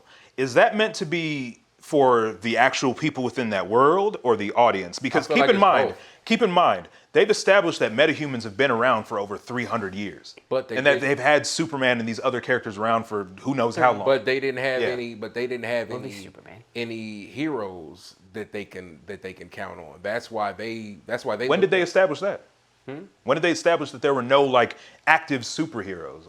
I mean, because like you can see it in the people. They didn't openly say it, but the people who were being oppressed and all that, only hero that they thought that they was looking forward to was Superman. Because Superman saved him prior to, so they're reaching out for a saved him second prior time. to. But at the same time, if they there were other established- heroes involved in their affairs, I'm pretty sure they would have cheered for them. But that's, But the way they worded it when everything went to shit, it was like, well, Superman, did you have any permission from the government and all this, that, and the other? That lets me know that the heroes ain't really doing a lot of heroing in this world if the government's not involved. But at the same time, though, you have the Justice. It was established in the movie. The Justice Gang was active. The world was aware of who they were. They had like news segments talk. Well, the Justice Gang are at it again, basically. So, they're out there. They're established. But they had talked about only doing things that because the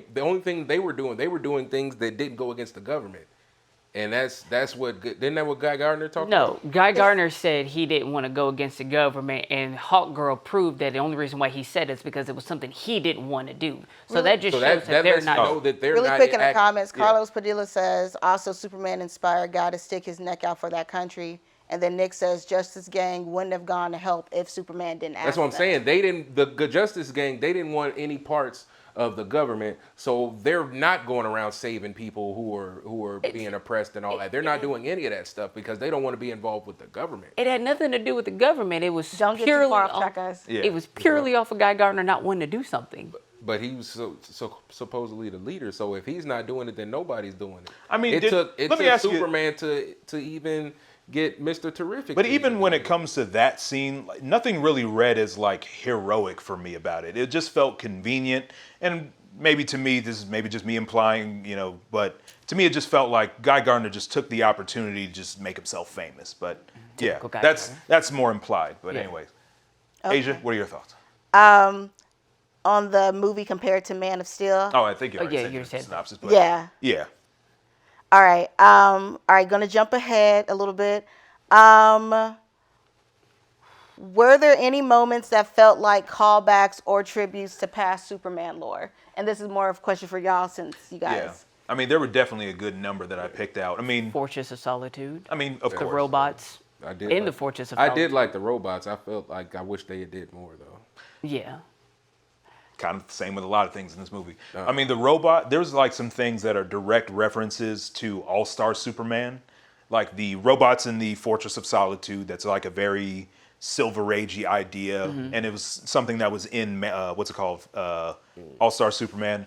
The line that Lex Luthor says of brain beats brawn, that's a direct quote from that comic as well. Oh, Multiple okay. comic books actually. Well, with yeah. Lex That's Luthor, cool. Superman, yeah. Yeah. Did you appreciate that? I mean, Oh damn.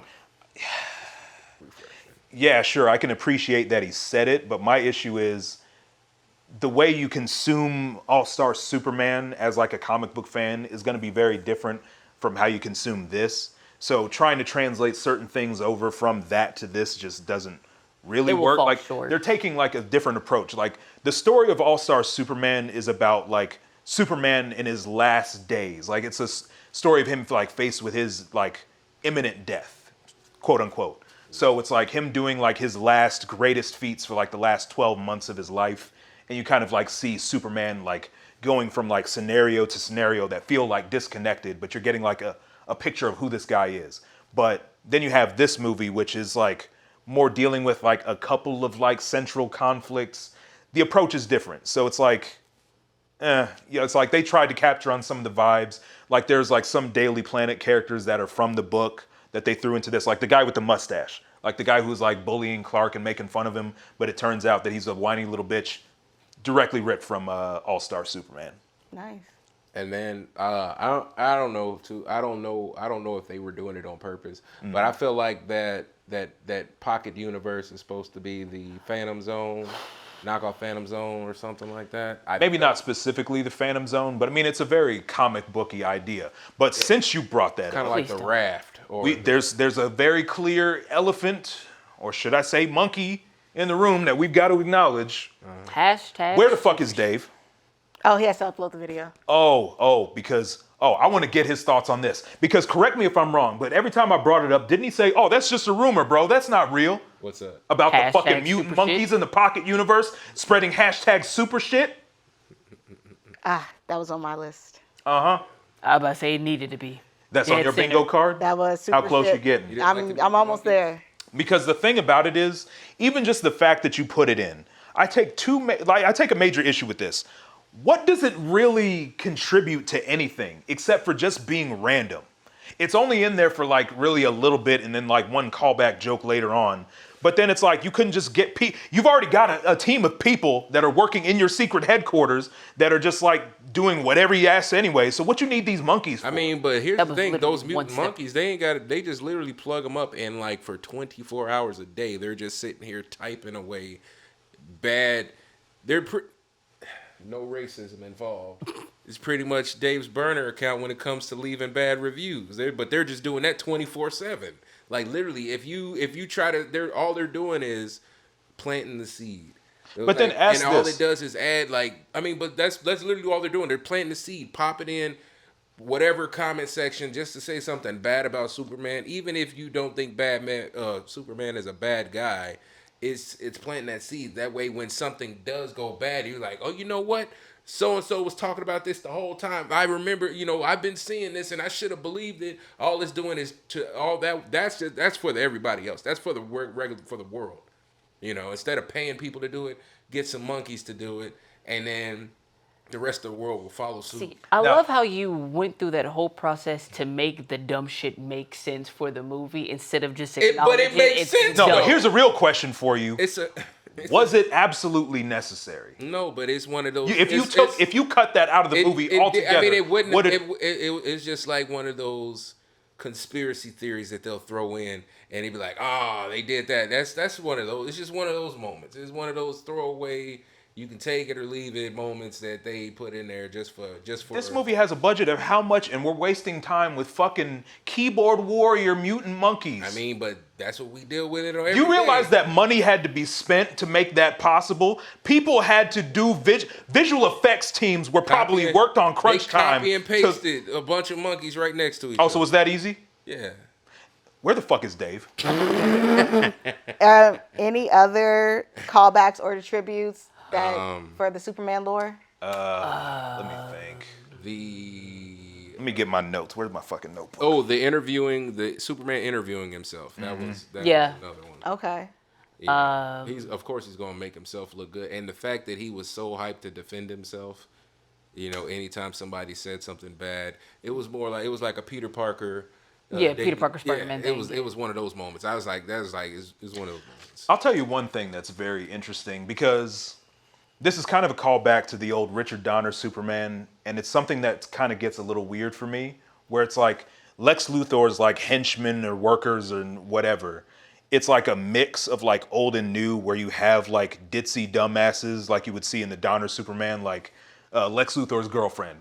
Definitely feels like a callback to that sort of era of I am Lex Luthor, the greatest criminal mind of our time, forced to work with these idiots, blah, blah, blah. But then you'll also turn around and have like the Engineer and Ultraman, which are like more of legitimate threats. So it's like, it's this weird mix of the tone.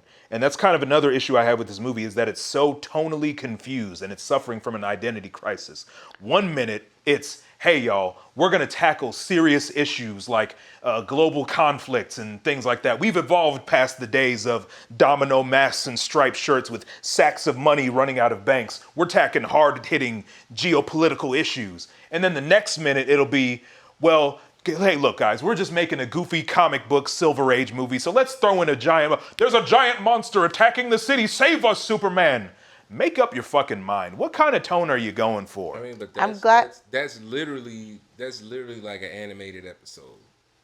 That goes And back to my point of honestly, how you I don't you really watch buy it. this whole argument of people saying that this feels like an animated episode. This feels like a comic book. 'Cause- I was watching it, and again, I've read a lot of comics, and I've read a lot of good ones. I've watched a lot of these cartoons, and I've watched a lot of good ones. This doesn't feel like either. It just feels like a mess. It's kind of like James Gunn just made a messy film. It reminded me of that Justice League episode where they went into that world where the super fan of the Justice Lord or something. I know which episode you're talking Yeah, about. it's like that. Like you got these huge titans that's destroying the town. The heroes show up, and like everything is fine in the world. Like everything's you trying wrapped to up before the end of the year. What were you trying to say, AJ? Oh, I like that we were on tone. That can lead us to our next question. We've been on this topic for a minute now, Yeah. too. We still got a couple more to get through. Did Krypto steal the spotlight or ruin the tone of the movie? I mean, I feel like there were better characters that took the spotlight. If you ask me, this movie should have been about Mr. Terrific. He was the best character in the movie. Like that's the only guy I actually gave Wait. half of a shit about. I'm gonna wait. I Talk mean, about that one. as far as Krypto, you already know I don't fuck with badass little disobedient dogs. So I don't think Krypto stole the show Mm-hmm. per se, but when he was on the screen, he filled his purpose. He was there to give you some yucks, some alls, some hee-hees, and some ha-has. Mm-hmm. And he delivered on all that whenever he was on the screen. Do I And- think and- he took and- it away from any moment? No. There is one moment when he starts ragdolling the shit out of Lex that was at actually the end. that was like the probably part. the best You know what that one. reminded me of? Hulk that? and Loki. Yeah. Yeah. That was literally the best moment he could have been on there being a little shit, because we were like, all right, here comes his monologue. You're being, Lex. And that was ironically the Yeah. one time where I was like, he felt like a Lex. You were monologuing. I can see you're pissed off because you lost. All right, cool bet. And then here comes Dog to just fuck your shit up and Well, just ragdoll you. To give my take on that real quick, as far as like moments when Lex feel like Lex, the one I was alluding to, the scene at the Pentagon. Oh, yeah. Where he was like talking to the government about super beings and stuff like that and pitching his own army or whatever. He definitely looked and felt like Lex Luthor in that moment. But like I said, Nicholas Holt's delivery just felt off. But in terms of aesthetics, on point. Now, as many jokes as there are in this movie, as many yucks as you get, I can count on barely one hand ones that actually landed for me. But that scene where he was getting ragdolled by Super Krypto, that one actually landed for me. I just like that. Yeah, I didn't think he stole the show. Krypto, I thought Krypto did a good job of showing up in those moments where he needed to be there. One thing that I love about James Gunn is he includes really silly moments that are throughout the movie, but that silly moment will serve a purpose. There are two in particular that were my favorite, but one deals with Krypto. Yeah. How, like you said, the whole movie, Krypto was he was hard-headed. A little He knuckleheaded wasn't piece of listening. shit, yeah. He was jumping around. Superman is clearly hurt. He jumping on him. You hear his bones cracking. Like, Krypto was a menace, but he... Sound like a bag of chips. Man. But then, like, on the part where the spears are circling around both of the Oh, Supermans yeah. at that point, Yeah. and Superman looks at Krypto, he's like, hey, get the toy. And then you see Krypto Yeah. plays, like doing what he's been doing this whole entire movie. And that was that silly thing that we saw him do throughout. And I thought James Gunn did a really good thing with that. On a side note, he did a really good job with Eve, Lex Luthor's that's her name. girlfriend, the girl who was taking selfies, Eve.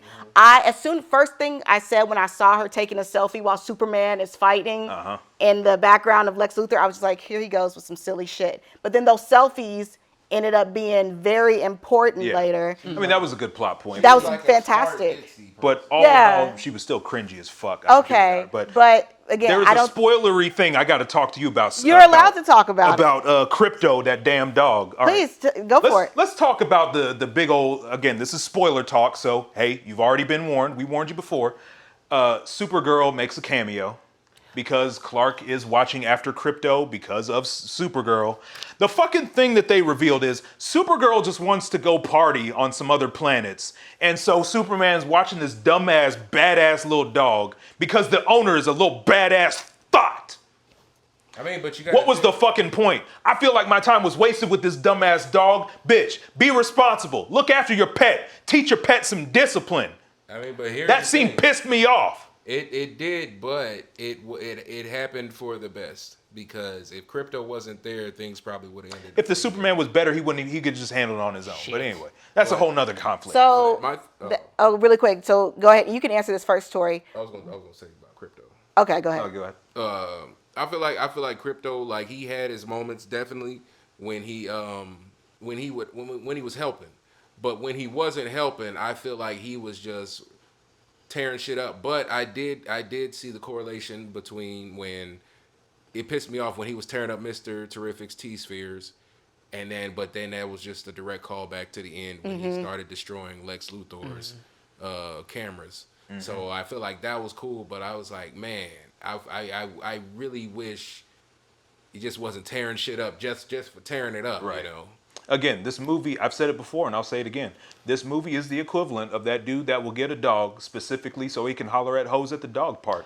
I do have one small thing I want to say Yeah. about Krypto. Uh-huh. And Vince Hart said it may be a different dog breed for Krypto, but that's just him nitpicking. No, I completely agree. I did not like the fact that they picked that tiny ass little rat dog to be Krypto. Krypto has always been like a giant ass, like white lab looking thing.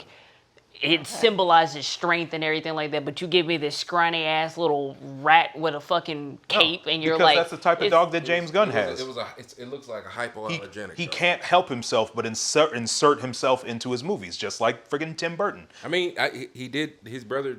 I'm surprised his brother didn't show up until the end. Yeah. That took some restraint, I'm sure. I'm glad. Did his wife make an appearance? That's another surprise. Good on you, No, James. that's not a Tim Burton film. Fired on your day off, Joe. You're lying with that credit scene. I know that wasn't the end credit scene. Oh, do you want to talk about these mid and post credit scene? We could just. We'll talk about them real quick. So PSA for everybody out there. I wish I said this during the non-spoiler section. Look, post this clip. Everybody worried about a mid-credit scene or post-credit scene Get for up the and movie? leave. Leave. Save yourself the time. It's a nothing burger and a bag of chips. And the chips are stale. Unless you just Don't even waste your time. Unless you The just wanna fucking look at mid-credit it. scene isn't even a scene. It's a shot. It's a mid-credit shot. it's the poster. Literally. It's the damn poster. As soon as I saw it and then it went away, I went like this. I lost my pen in the seats of the theater because I was so mad. And then when you get to the end credit scene, nothing happens. It's just a throwaway gag that didn't even make a whole lot of sense. It was a waste of fucking time. I understood what. It was worse than the mid. It was worse than the mid and post credit scenes in The Flash, and that's saying something. It was because Mr. Terrific put in the coordinates for the rift to close back, and Superman's looking at it like when he put the coordinates, everything was going to be perfectly fit. And Tori. You're doing that thing again where you're making the dumb shit try to make sense. I'm not trying to make. I'm just saying what they were going. First off, I don't even think they really established that. But at the end of the day, there's no point in saying, it looks a little off. I'm with Mr. Terrific. No shit, genius. What the fuck else? So what? What do you? Like, and then he goes, oh, darn. I guess I'm just a real jerk, aren't I? Shut the fuck up. That sounded, that scene was so stupid. That sounded like animated Superman saying No, look, stop trying to excuse it. He could have sighed It's him in. It's a poorly written scene. If It's we a wanted waste to go of time. animated Superman, he could have looked at it and went, No, that would have been fine. That would have been animated Superman. No, you know what would have been I fine? would have accepted that. Out of the 30 minutes that you actually did cut from the movie, cut that too. We didn't fucking need it. Just cut both of the scenes out. You didn't need either one. They didn't add to anything. I never leapt up out of my seat after that stupid ass post-credit scene so fast. I was pissed. Ooh, that was so stupid. Save yourself the time. Nobody watch it. Nick says, I blame Marvel for making our expectations of credit scenes have Yes. to be impactful. Post-credit scenes used to be just for fun. Is it possible that we're looking for the end credit scenes to be? No. Well, Okay. here's the thing. I'm not even looking for it to like tease towards like another movie. Just actually justify being there. I mean, but here's the thing. I feel like this end credit scene was just a throwaway, just like Then throw it away. Ferris Bueller's Day Off, or even At least that was actually funny. I mean, but that's literally. Did what you it was. laugh, Tori? I was sitting in that. Tori, you were in the same theater as I was. That bitch was quiet when we were walking out. No, I actually heard people getting pissed. Yes. You talking about for Deadpool? No, for this movie. For both people were post-credit fucking scenes. quiet. No applause. No, oh wow, that was really good. No kids going, wow, Superman. Nobody was back into the expectations. What are you expecting? Are you expecting to see? I'm expecting an artist, a creative, and a director to justify putting shit on the screen. But here's the thing: even if it's just an after credit scene, it does, Tori. You're missing the point. On the spectrum of after credit scenes, you could have done anything better. You could have saved the fucking Supergirl scene for after that scene. That goes back to your expectations, because after credit. I'm not putting expectations on it. I'm judging it for what it is. But my thing, after credit scenes don't have to make sense. They don't even have to reference. That's just like. Then that one doesn't have to be there. Stop wasting time. Stop wasting money. It just gives. Stop wasting the audience's money when they sit in the theater to go see your shit. Stop trying to justify it, Tori. It's not just. It's just a bad scene. My saying is the after credit scene doesn't have to be funny. It doesn't even. It could be a throwaway joke. If it's just an after credit scene, you know what I'm saying? Like Marvel and all these other movies have boosted our expectations for after credit scenes. But before, when old movies did it, it would be nothing. It would like which ones? It would lead to another movie or lead to nothing at all. Like I said, Ferris Bueller's Day Off. But people were waiting for the after credit scene for something spectacular to happen, and all it was him breaking the fourth wall. It was like there's nothing to see. But that's slightly funny. That's more expected, or at least accepted. But it's the truth. There's nothing to see in the after credit scene unless they have. I wasn't expecting anything spectacular out of the after credit scene. I was either expecting them to do a shot of Luthor in jail, nothing at all, or something that's leading into another movie. Like Carlos said, I would have accepted that. I miss when end credit scenes were bloopers. You could have gave me bloopers. That would have been nice. That would have been fine. But also they got to save that. They got to save that for the Blu-ray and digital. That's fine. But again, my thing is like if you want to actually get people to stick around for the post-credit scene, make it something worthwhile. And again, here's a direct comparison. And this is what shows why James Gunn has no taste, because he said that The Flash was one of the greatest superhero movies he'd ever seen. The end credit, like the post-credit scene for The Flash, where you just had like what's his name? Barry Allen and Aquaman. He made a cameo and he's walking around drunk and he just falls, passes out in a little puddle because he's a fish man. He'll survive. That was a better post-credit scene than what we got here. At least there was something that you could get a reasonable chuckle out. But even just the way that the scene was written in this movie, it was just stupid. Like the line that Superman says about, that seems off. It doesn't make any sense. It's like, yeah, anybody with eyes can see it. And then, of course, like, what's his name? Mr. Terrific's reaction, yeah, sure, cool. Like, I can relate because of what he said was so stupid, but there's only so many times you can say something that's stupid when you acknowledge, wow, that was actually just stupid. It was just poorly written. It was a waste of time. There's no justification for it. Okay. All right. So moving on to the next section, let's talk more about plot points and characters. Did Lex Luthor's plan make sense, or was it a stretch?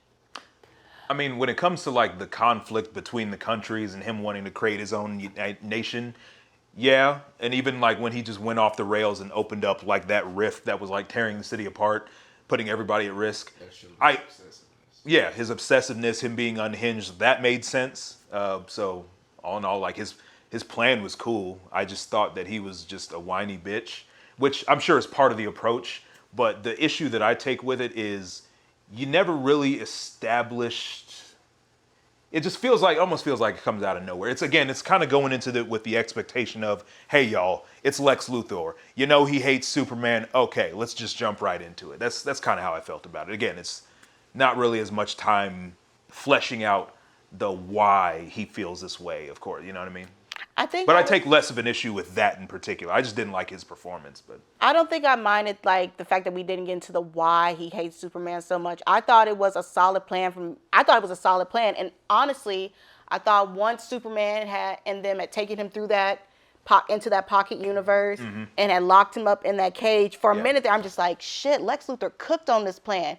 Look at all these people who are trapped in here. Superman's now trapped in here with a man who could turn into a green rock and fuck him up. Like, how Petty as hell for locking his girlfriend and people making angry tweets. I like that. It shows you just what an insecure, like, man-child he is. Like, this is what happens when you give Which is so men with interesting petty because these are the attitudes type money. of characters that James Gunn loves so much. But hey, it is what it is. You know? I just thought it was a valid plan, and I thought it was really incredible that we gave this this petty man has all this money, and this is what he does with it. He obsesses over Superman and does everything to, you know, destroy him or whatnot. But I thought it was a great plan overall. It was just a lot of plot conveniences helped wiggle our way out of it, but I'll save that for another topic. Yeah. Corey? We got something. Oh, thank you, Oh. Nick. Oh shit. Oh, what do you got? Some Stars, it looks stars? like. Hey, Thank you. Thank you so much. And I see your comment too. I'm going to get to that, definitely. For me, I kind of agree with what you guys are saying with, like, certain aspects of his plan made him, like, it made it more like Lex Luthor-y and everything. Right, It yeah. made more sense and everything.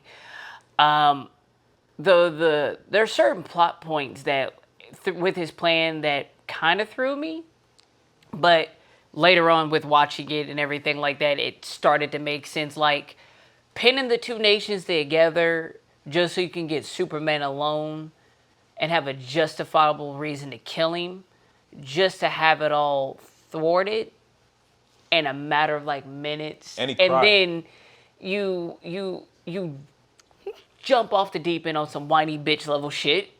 And it's like, well, I'm just gonna let the whole world die until I can get Superman right here in front of me. And it's, But he definitely leaned hard into Luthor's obsessiveness. oh yeah, no, that's what I'm saying. Like Right. there are things that he did that it was. Pettiness. But I feel like he one of the big reasons why he was so obsessed about getting rid of Superman is because Superman's the only one that could stop him, because everybody, all the other heroes, they weren't going to other countries. They weren't helping other people. They were only helping people in the metropolis area or whatever.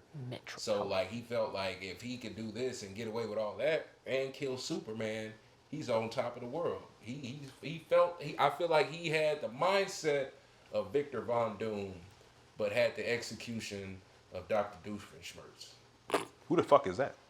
Phineas and Ferb? Phineas and Ferb. I didn't watch Phineas and Ferb. That's what I feel like. But he here's the thing. He did all of his planning around Superman, and none of his planning went around anybody else intervening, because his impulsive obsessiveness over Superman blinded him from the possibility of Superman getting help from anyone else.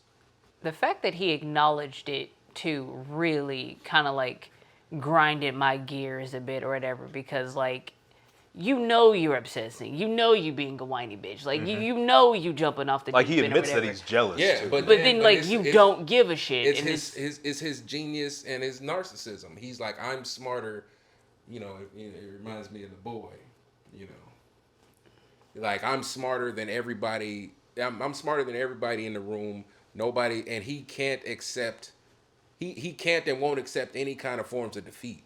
He refuses to believe that Superman, somebody from another planet and all that, could stop him. And his obsessive and compulsive, and he, you know, probably has some other things going on, but he let all of that stop him from getting his plans executed correctly, because he was so obsessed and stuck on Superman. Like nothing else factored into the equation.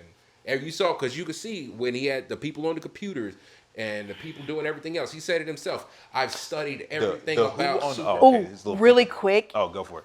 That remote control whoop ass that Yeah. he was calling out that was hard as hell. He That was calling so out great. chess moves Yeah. and all of that. But Yeah, he was like 46 double D's and all that stuff. Like he was killing it. that's my point. I was I'll loving mention- that. I'll say this real That's quick. when he said- That's kind of a reference to All-Star Superman as well. I think that's one better done. Like the opening of All-Star Superman. Asia, watch the goddamn movie or read the I book. might One have of the two. to, because But I really enjoyed that. in the opening of the book, Superman is stopping this crisis on like a ship, and he's like stopping like some kind of weird science experiment metahuman thing. But because there's a delay between like the commands that it issues to Luthor's weapon to like what he actually inputs, you see that he's like actually like calling out what he wants the thing to do like a couple of minutes or like 30 to 45 seconds in advance. So he'll be like, I'm approaching critical mass. And he's got like this suit on that's like mapping his movements. And then he'll like swing his arms like this. Self-destruction will occur in 30 seconds. And then like 45 seconds later, then his little weapon will say and do those exact things, even timing it down to when Superman gets there. So that type of shit, like I said, it's on point for that in particular. So I think of the things that they did ape from All-Star Superman, I thought that was done pretty well, and it was done in a unique way. So let's stay on Lex Luthor then, because I have a question about that. David, you came back at the perfect time. I got something to ask you, bro. Okay, because I heard a lot of yelling. Sorry, I had to upload a video for No, you're totally cool. client project we're doing. So, if I remember correctly, when I brought up a particular rumor that was very credible at the time, I believe you said, "Oh no, that ain't true, bro. They wouldn't do that." What rumor? Remind me. The keyboard warrior mutant monkeys in the pocket dimension. I think it was a hashtag super shit. Yeah. The point that in the movie they even had what's his name, David Corenswet, with a dramatic sting. Oh, that hashtag super shit. Dun dun dun. That one did surprise me that was actually real. Interesting. Now let me ask you this question. Did the movie need that? If you take it out of the movie, do you feel like it would make things any different? Honestly, no, for the reason of if your propaganda was really working, people would just do it on their own. People would do it on their own. That we've seen that happen on social media every day. So you don't need a lot to get a rumor spread. Even bots like. Hell, when he broke fixed the encrypted of the message or whatever, and he was like, oh yeah, all this is blah blah blah, and then he's sitting here to rule over us, whatever. Yeah. Immediately shifted the public opinion where people were literally just happy that Superman was right here in front of them saving them, and the old man takes a fucking can and throws it at the back of his head as he's walking that was too hard away. of a shift? Literally, right after seeing it or whatever, and Superman's like, yeah, the first half is true, but I never got to hear the second half, and they're like, oh, so this shit's legit. Fuck you. In a matter of seconds of watching the clip, the hashtag super shit was not needed. It wasn't. It wasn't. Because in general, like we said, we've seen social media trends go multiple directions, and you've never needed bots or fake. Now, not to derail too much, because I also want to acknowledge what Nick said here. That's why I said what And I said. let me see. And before I get into that, Fight on Your Day, I was at. So what I've learned here from the spoiler review is it might not be a good movie, and my expectations, but I know it will be better than One Piece. God damn it. Okay, But let me just start. said she liked it. That's the thing. Right? Let me just state this. I'm gonna say it again. This movie is a mixed bag. There is no right or wrong review to this movie. However you felt about the trailers is most likely how you're gonna feel about the movie. So if you liked that, you're probably gonna like the movie. If you didn't, you won't like it either. So just if you feel like it, watch the movie, arrive to your own conclusions. Now, when it comes to this whole Kryptonian parents thing, they did something interesting where if anybody out there kept up with like the manga for Dragon Ball Super, they basically changed Goku's origin to Superman's origin a little bit. And then in this movie, it did the opposite, where it changed Superman's origin to Goku's origin, where his parents expected him to apparently come to Earth and then take it over like a fucking Viltrumite. The fuck? How does everybody feel about that? I have a question before I answer the question. Yeah. As a non-comic book reader, is this something that's pulled from a No. No. So this is brand new, not New 52, nothing. This is pulled out of his ass and then lassoed to the I still feel like it was doctored. Oh yeah, I would feel like I feel like it was still doctored. Sure, not in the No, they said it denial was. a little They bit. confirmed it that it They was. said true. the language was correct. You They sure said And then the- we're they- getting denial a little They bit? said the translation was correct, but you got Lex Luthor and them. They could have literally. If that was the case, wouldn't they have acknowledged it in the movie? And Mr. The fuck you mean no? Mr. No, Terrific. because it would work against. But the Mr. plot. Terrific is supposed to be super genius. He said, "No, this is real." He said the people who That he knows. deciphered it. People who deciphered I don't know. it. I think we might be Space Jam reaching on that one. I The don't people know. who deciphered it, he said the people who deciphered it said that is. Is that exactly- because you don't want to accept a universe where his actual biological parents No. had these intentions? I'm just literally saying what they said. No, but like, why do you think that it was doctored though? I mean, Because it's Lex and it's Shay. and all they wanted to do was to turn the people. They got the video. They said that they got they had gotten extra stuff from them. So all they had to do was change what was said, because you saw how bad it was glitching Wait, out. no. If it was doctored, then in the movie, they literally showed her when she read it. So like, Right. that would have been a whole thing. They would have said, hey, I didn't find anything, but let's do this No. instead. They literally had a scene where she's like, I got where something. she's reacting to Yeah, it. so She this gets it, she reacts, and then she says something, and then next thing we see is it being aired on television from Lex having a press conference, basically, whatever. So all that tells us is shady ass people break into Superman's thing. They fix his heartwarming message that's already been perceived as it's the reason why he's a superhero. They fix it. Now they're going to broadcast it. And now it's So you shady. agree with shit that? You up. agree with Tori's theory? And on top of that, Okay, hold up, and on interesting. top of that, you've also got to acknowledge when Lex Luthor is walking in the pocket dimension with knockoff Netanyahu, and knockoff Netanyahu is like, "Oh, that was such a good plan, faking the video," and he's like, "No, I didn't fake that video." He's like, "What? For real?" They acknowledged multiple times that the video was legit. It is just hard for me to want to get behind that, because Lex will do anything and say anything to fuck over Superman. He will boldly lie to your face and say, yes, this was my plan, all just to get you to be on board with fucking But if he did- but even if he would, Superman already done pressed the man. You think Lex is going to tell him anything that could jeopardize any of his plans? He's not going to tell that man the truth. So do you guys think that this was poor execution and was this poor execution in making it clear for audiences, or is it open to fan interpretation? I No, feel I like- think fan no. interpretation. No. I think It they was did crystal spot on. clear. with you. It was crystal clear. I just think it was a little bit of a dumb idea. I mean, Crystal look, clear at the fan end, yeah. interpretation. Yeah, fan interpretation. Like, it was crystal clear, but it also can make you second guess it, like me and Tori. Because I agree with Joe. Bam, they laid it out there right there. But because of who's doing it, makes you want to second guess it. Because it's like, did they really? But I think the fact that anybody's second guessing it, even after they've put it all on Front Street and laid it out, like, yeah, this is what it is, I think it just comes from denial. Because as Superman fans, we know the lore. We Yeah. know what his parents That's sent him fair, to that's Earth fair. for. So when you completely flip it, you're gonna piss off a lot of people. That's just the facts. And That's whether fair. you think it's a good twist or not, it's literally no different than like Robert Pattinson's The Batman or the Telltale games trying to allude that, maybe Thomas and Martha Wayne weren't like the clear-cut, super nice people that they always were. They're billionaires, so of course they had shady dealings somewhere. Again, it kind of flies in the face of what the lore is, but you can interpret it as like a good twist or whatever. To me, I feel like it's just. But kinda that's what Nick said. Like, that's another thing that just Darrell told him to start a harem. right. Yeah. That's the part. That's the part I just can't out. Really? I'm with And Joe, but here's okay. the thing: for people to believe that, yeah, I seen Superman with like 12 bitches the other day. Like, they ain't never seen Superman out with nobody. And the fact that they was like, damn, he do look like he got a harem.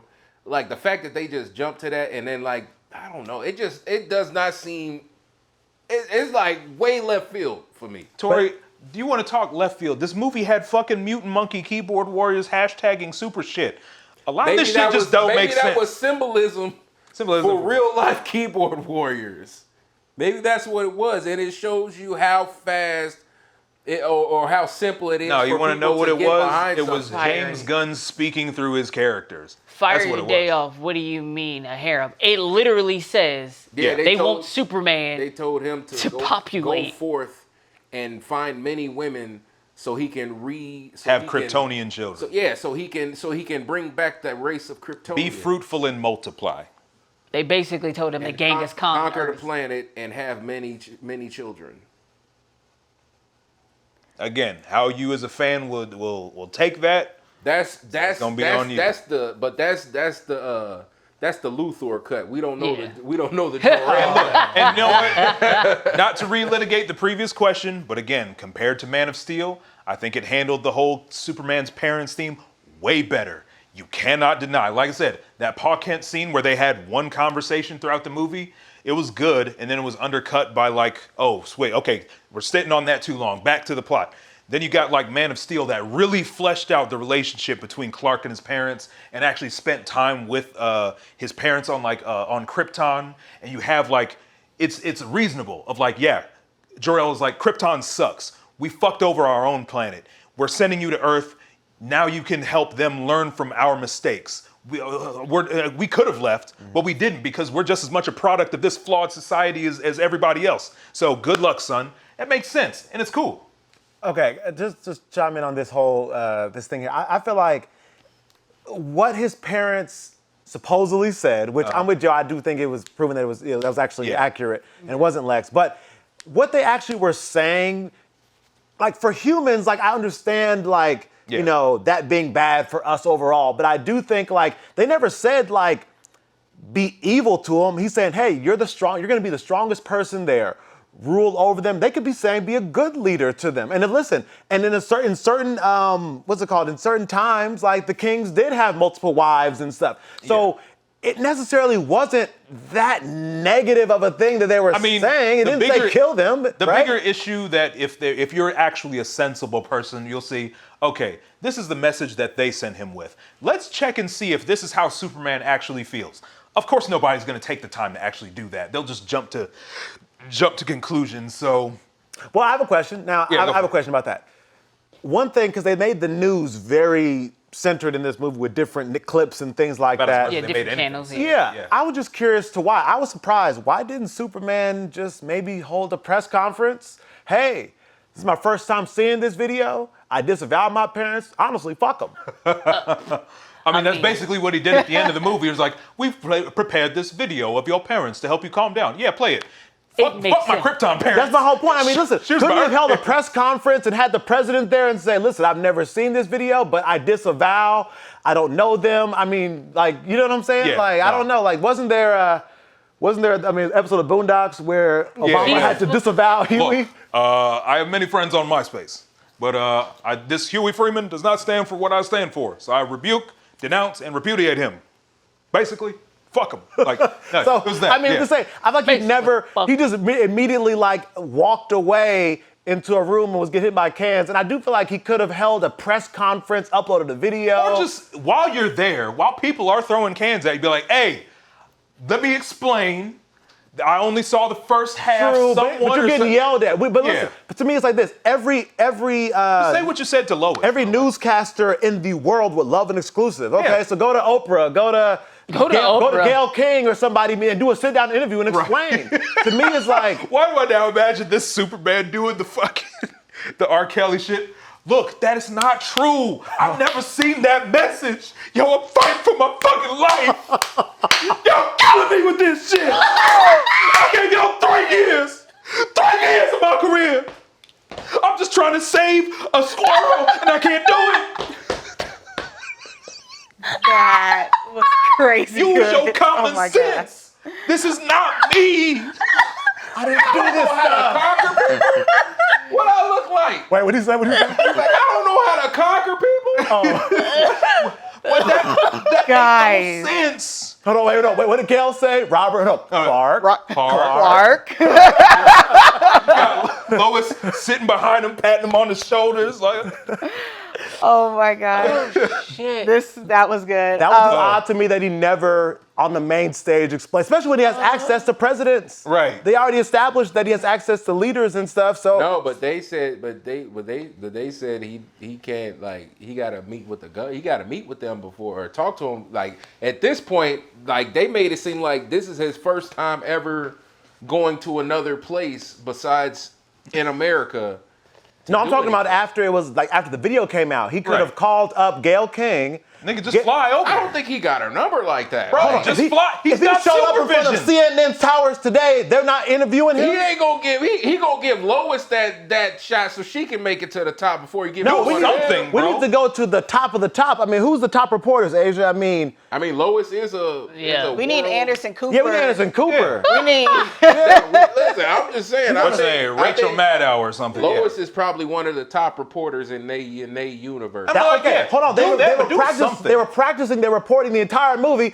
It's like, yo, let's do it right now. Set up the cameras, boom. They can put out a video. There was no PSA. Listen, whenever a celebrity gets in trouble, the first thing to do is what? Put out a Statement. There was never a statement made. Since they want to do all this social media hashtag super shit, I have expected Superman to put out a typical YouTube apology video. have him just sitting there in the thumbnail So like he could get the doxxed. truth. Wait a minute. That would have been Guy Gardner. Yeah. But he get doxxed. Like there, you know how many people waiting for Superman? He said he don't be on social media. No, that's what the mutant monkeys are for, Tori. No, they work for Lex, so they air the slander. No, they'll dox him too. But Asia, what do you think? Do you think that he should have did a better job of trying to clear his name? He didn't do anything. Here's the thing, but my thing is, I feel like everybody. Yes, Asia. Everybody. Oh, my bad. You're good. My bad. You're good. No, just really quick. I do think that there was probably more he definitely could have done. But again, I think it's one of those plot convenience things that we saw a lot of throughout the movie, and that's just what it is. And I know Nick says Superman does not pay attention to social media. I'm not saying social media. This could have been the news. No, he clearly does. Anything. First off, also, he's a journalist, Yeah. so he knows the power of media better than anybody. So then you yourself are not like thinking, the best thing here would try to clear my name. Instead, I'm just gonna let cans get thrown at me every day. But that ties back into that hot-headed immaturity that he was, because it's like you already dealing with so much bullshit, and then the icing on the cake is they take your parents' message that you hold near and dear that made you be who you are, and then fixed it and made you feel like everything that you stand for is a fucking lie. Also, I got your dog. Fuck you. This, that, So third. he wasn't able to think straight, maybe. Yeah, no, His whole he had world more was pressing shattered. matters. I to mean, deal with. he had little to no time to process any of that. True, I don't deny, but But also say- I think what Joe said earlier about if this was Superman in year one, acceptable. This is year three. At this point, Right. like you 3 years into the game now. And also like, to acknowledge you know. what Nick says here about he said he doesn't pay attention to social media, but if you're paying attention, he immediately contradicted that. Well, and Lois said, Yeah. "I caught you sleeping, waking Yeah. up watching." And then social as soon media. as she brought up the hashtag super shit, you know how I feel about that, bro. He's terminally online.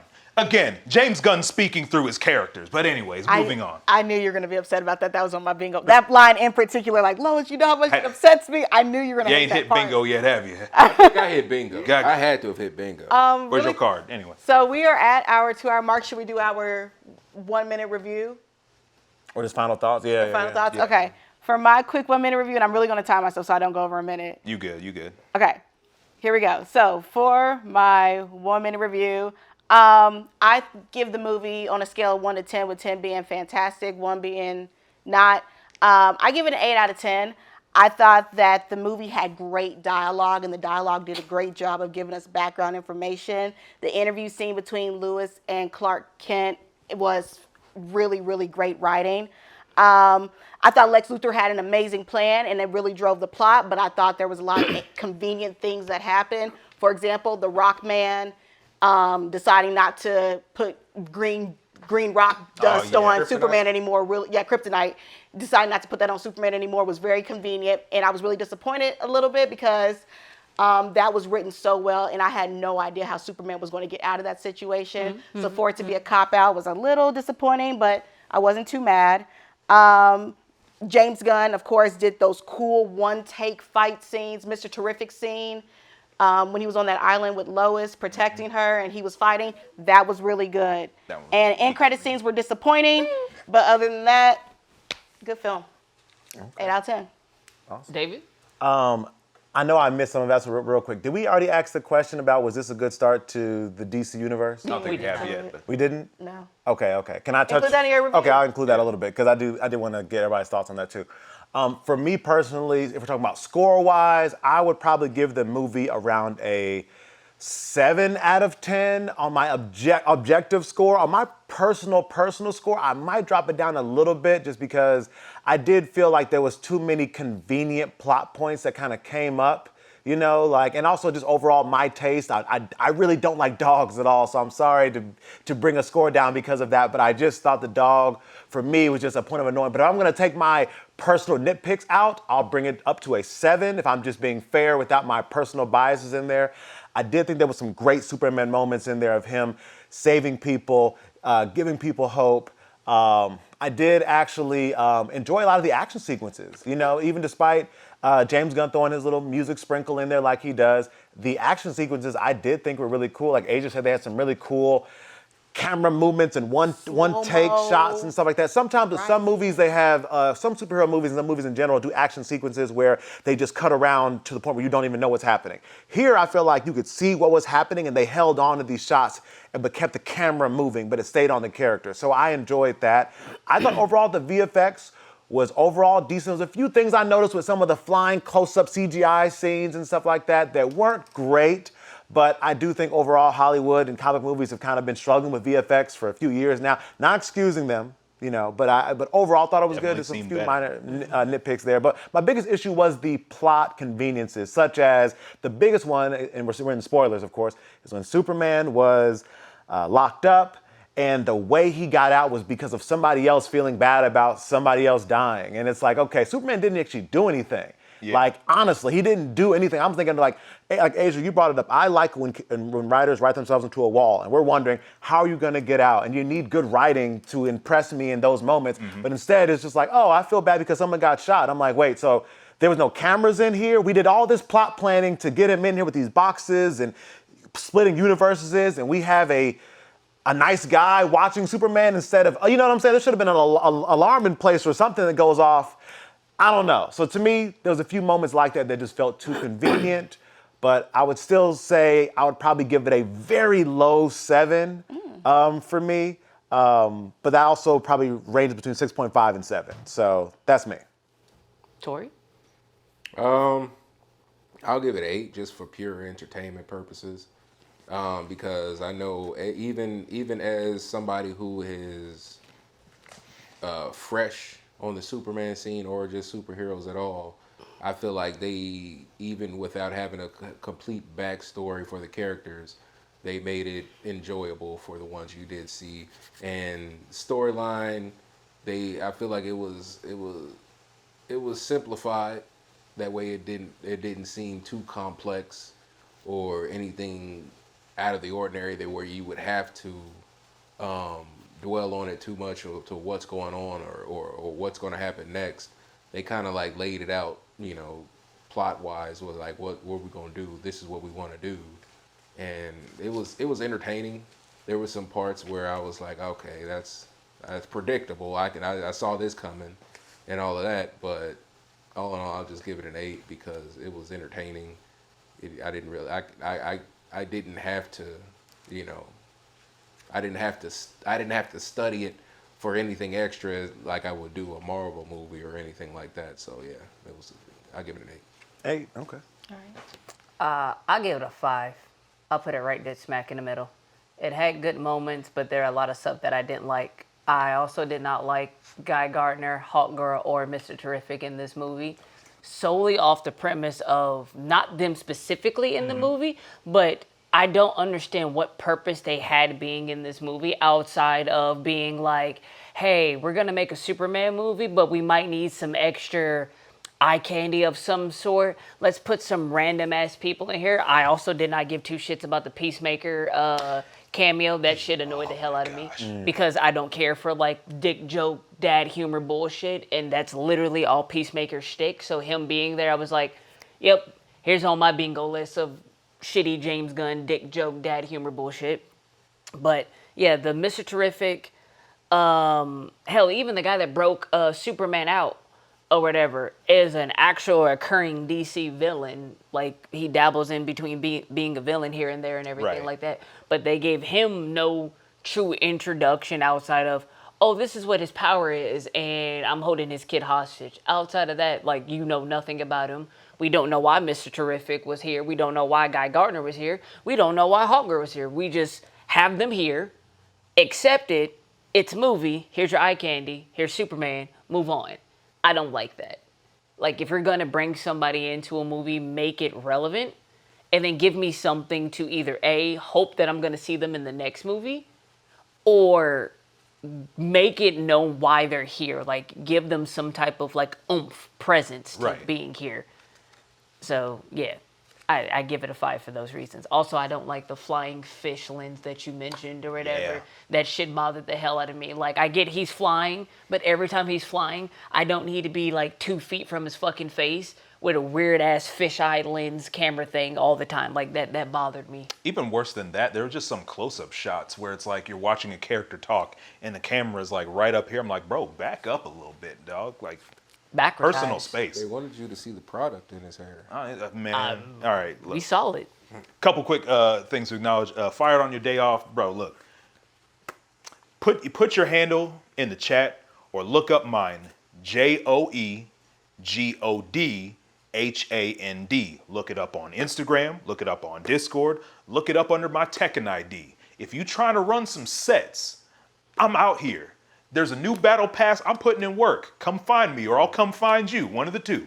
I ain't ducking nobody out here. How you say his name? Fuck your mom. What is that? Fakum Ram, which is so funny because people have been making the fuck your mom jokes and they revealed his gameplay trailer on Mother's Day. Okay, review of the movie. All in all, for anybody out there, like I said, everything you've heard about the movie, good or bad, is true. It's going to depend on your own taste and what you're looking for out of a story and out of a movie. To me, I went in with, on a scale of great, good, mid, meh, and trash. I went in expecting mid, and I came away with meh. And the more I think about it, it's borderline trash. There's things that I like, but there's definitely things that I feel like the negative is starting to outweigh the good, to the point that I feel lied to by all these people that are glazing this movie so hard. I walked away not really attached to anybody. I don't care to see the movie again. I don't really care where the story of James Gunn's DCU goes from here. I didn't really care about where he actually started it, whether it be with Peacemaker season 1 or 2 or Creature Commandos. To me, this movie is a dud. It's a mess. That's tonally confused. Its pacing is all over the place. Its characters are flat. The visuals aren't really that impressive. The action is kind of hit or miss. And it's just focusing on a lot of the wrong things. I wanted a much more solid Superman movie. And instead, we got Mr. Terrific and his band of merry men. Also, yeah, Superman's in there somewhere too. Like, that's just how I felt. I'm sorry. So all in all, this movie did not hit for me. I was really trying to be fair, but it really didn't work. I think Mr. Terrific carried the movie. Small think so. gripe. Ultraman pissed me off. Oh, can we talk about Because- Ultraman? Because it was it like Or why they piss you off? Yeah, it pissed me off because they merged two characters into one. yeah. Ultraman was never supposed to be a Superman clone per se. The Superman clone that was stupid is Bizarro. Why didn't you just And fucking we do didn't that? get Bizarro. We got a Superman clone that was supposed to be Ultraman. And Ultraman, technically, is supposed to be this cybernetic Oh, no. fucking... Nope, you got that wrong. From the opposite universe. Yeah, Oh, he's the one from the he's opposite the universe, evil you're right. Superman from Earth 3. Oh, yeah, that's it. So for anybody talking about James Gunn is a fan of Superman comics, he knows comic characters, he'll be comic accurate. First off, that argument went out the window with the whole Jor-El and all the Lon-El. Yeah.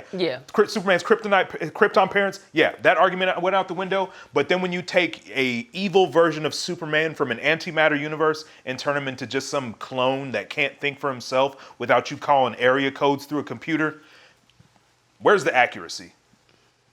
You watered down what was already incredible, and you completely killed that potential for that character. And that's one thing that I would have been excited to see, which is like either Henry Cavill or David Corenswet playing like their exact opposite. Like everything that Superman's not. This guy's a leader of a crime syndicate in his own universe. And then he's just a jobber who can't think for himself. It's a complete downgrade. So I would have liked it if he killed Ultraman or allegedly killed him, or something went wrong with giving the orders. Yeah. And he slowly started to weirdly decay and then turned into Bizarro. They did that. They did that with the Superman show. Yeah, that's what I'm Lois- saying. Lois and Clark, yeah. Yeah, it And look- messed up and he turned into Bizarro. I would have loved Yeah. that. I'll go as far as to say this. On a scale of Superman actors that I like, I mean, I'm not even the biggest fan of the Lois and Superman and Lois show, but I'd say that David Corenswet is honestly a step down from Tyler Hoechlin to me. Damn. What about Whoa. Brandon Routh? I mean, I wasn't the fan of Superman Returns, and I didn't really see everything that he did in Crisis. So, but I think aesthetically he did really well as the Kingdom Come Superman. I thought that was really good. He was. But even aside from that, he's kind of just a knockoff Christopher Reeves. I might as well just go with the original, I guess. I don't know. Shit. But yeah, that's my 2 cents. I probably gave y'all like $20 worth, but hey, it is what it is. Yep. Was good. What's happening? Black Oak. Yep. You just caught us at the very end of our both spoiler-free and spoiler review of the night for Superman, the new movie that just came out. I hate that we have to keep calling it Superman, and now it's making all these movie titles confusing, but that's just what we do in the modern age. Justice League's coming next. It better not. I mean, you saw where the what's that the gang called? Justice Gang. They're staying in the Hall of Justice. Well, right that's now. not the Justice League. That's the Justice Gang. They're saying it's going to be a world's finest Batman-Superman team-up movie. Yeah. I don't give a fuck to see Batman in James Gunn's universe, especially now after seeing this movie. Please don't make it. I just hope if they do put Batman in there, it's a more serious Batman. No. But I already know. Do you really expect that? Ben Affleck's Batman is too serious for this universe. Definitely don't want to see Robert Pattinson in there. It wouldn't fit. What is it? The Batman? The Batman? Yeah. Where it was like all dad joke humor and shit like that? If Or that's was the it case- Bold and the Brave? That's what it was. Brave and the We're Bold, going to yeah. get Bold and the Brave if If James that's Gunn the has case, his we might way. as well get Will Arnett. not Will Arnett. do you think? What's his name? Jensen Ackles. Everybody keeps saying they want him to see him as Batman. I don't really care. He wants to be Batman. I don't give a fuck what he wants, man. Anyway. All right. All right, I That's guess that'll do it. stream. All right. Steer clear of those post-credit scenes, y'all. Don't waste your time. Don't waste your time.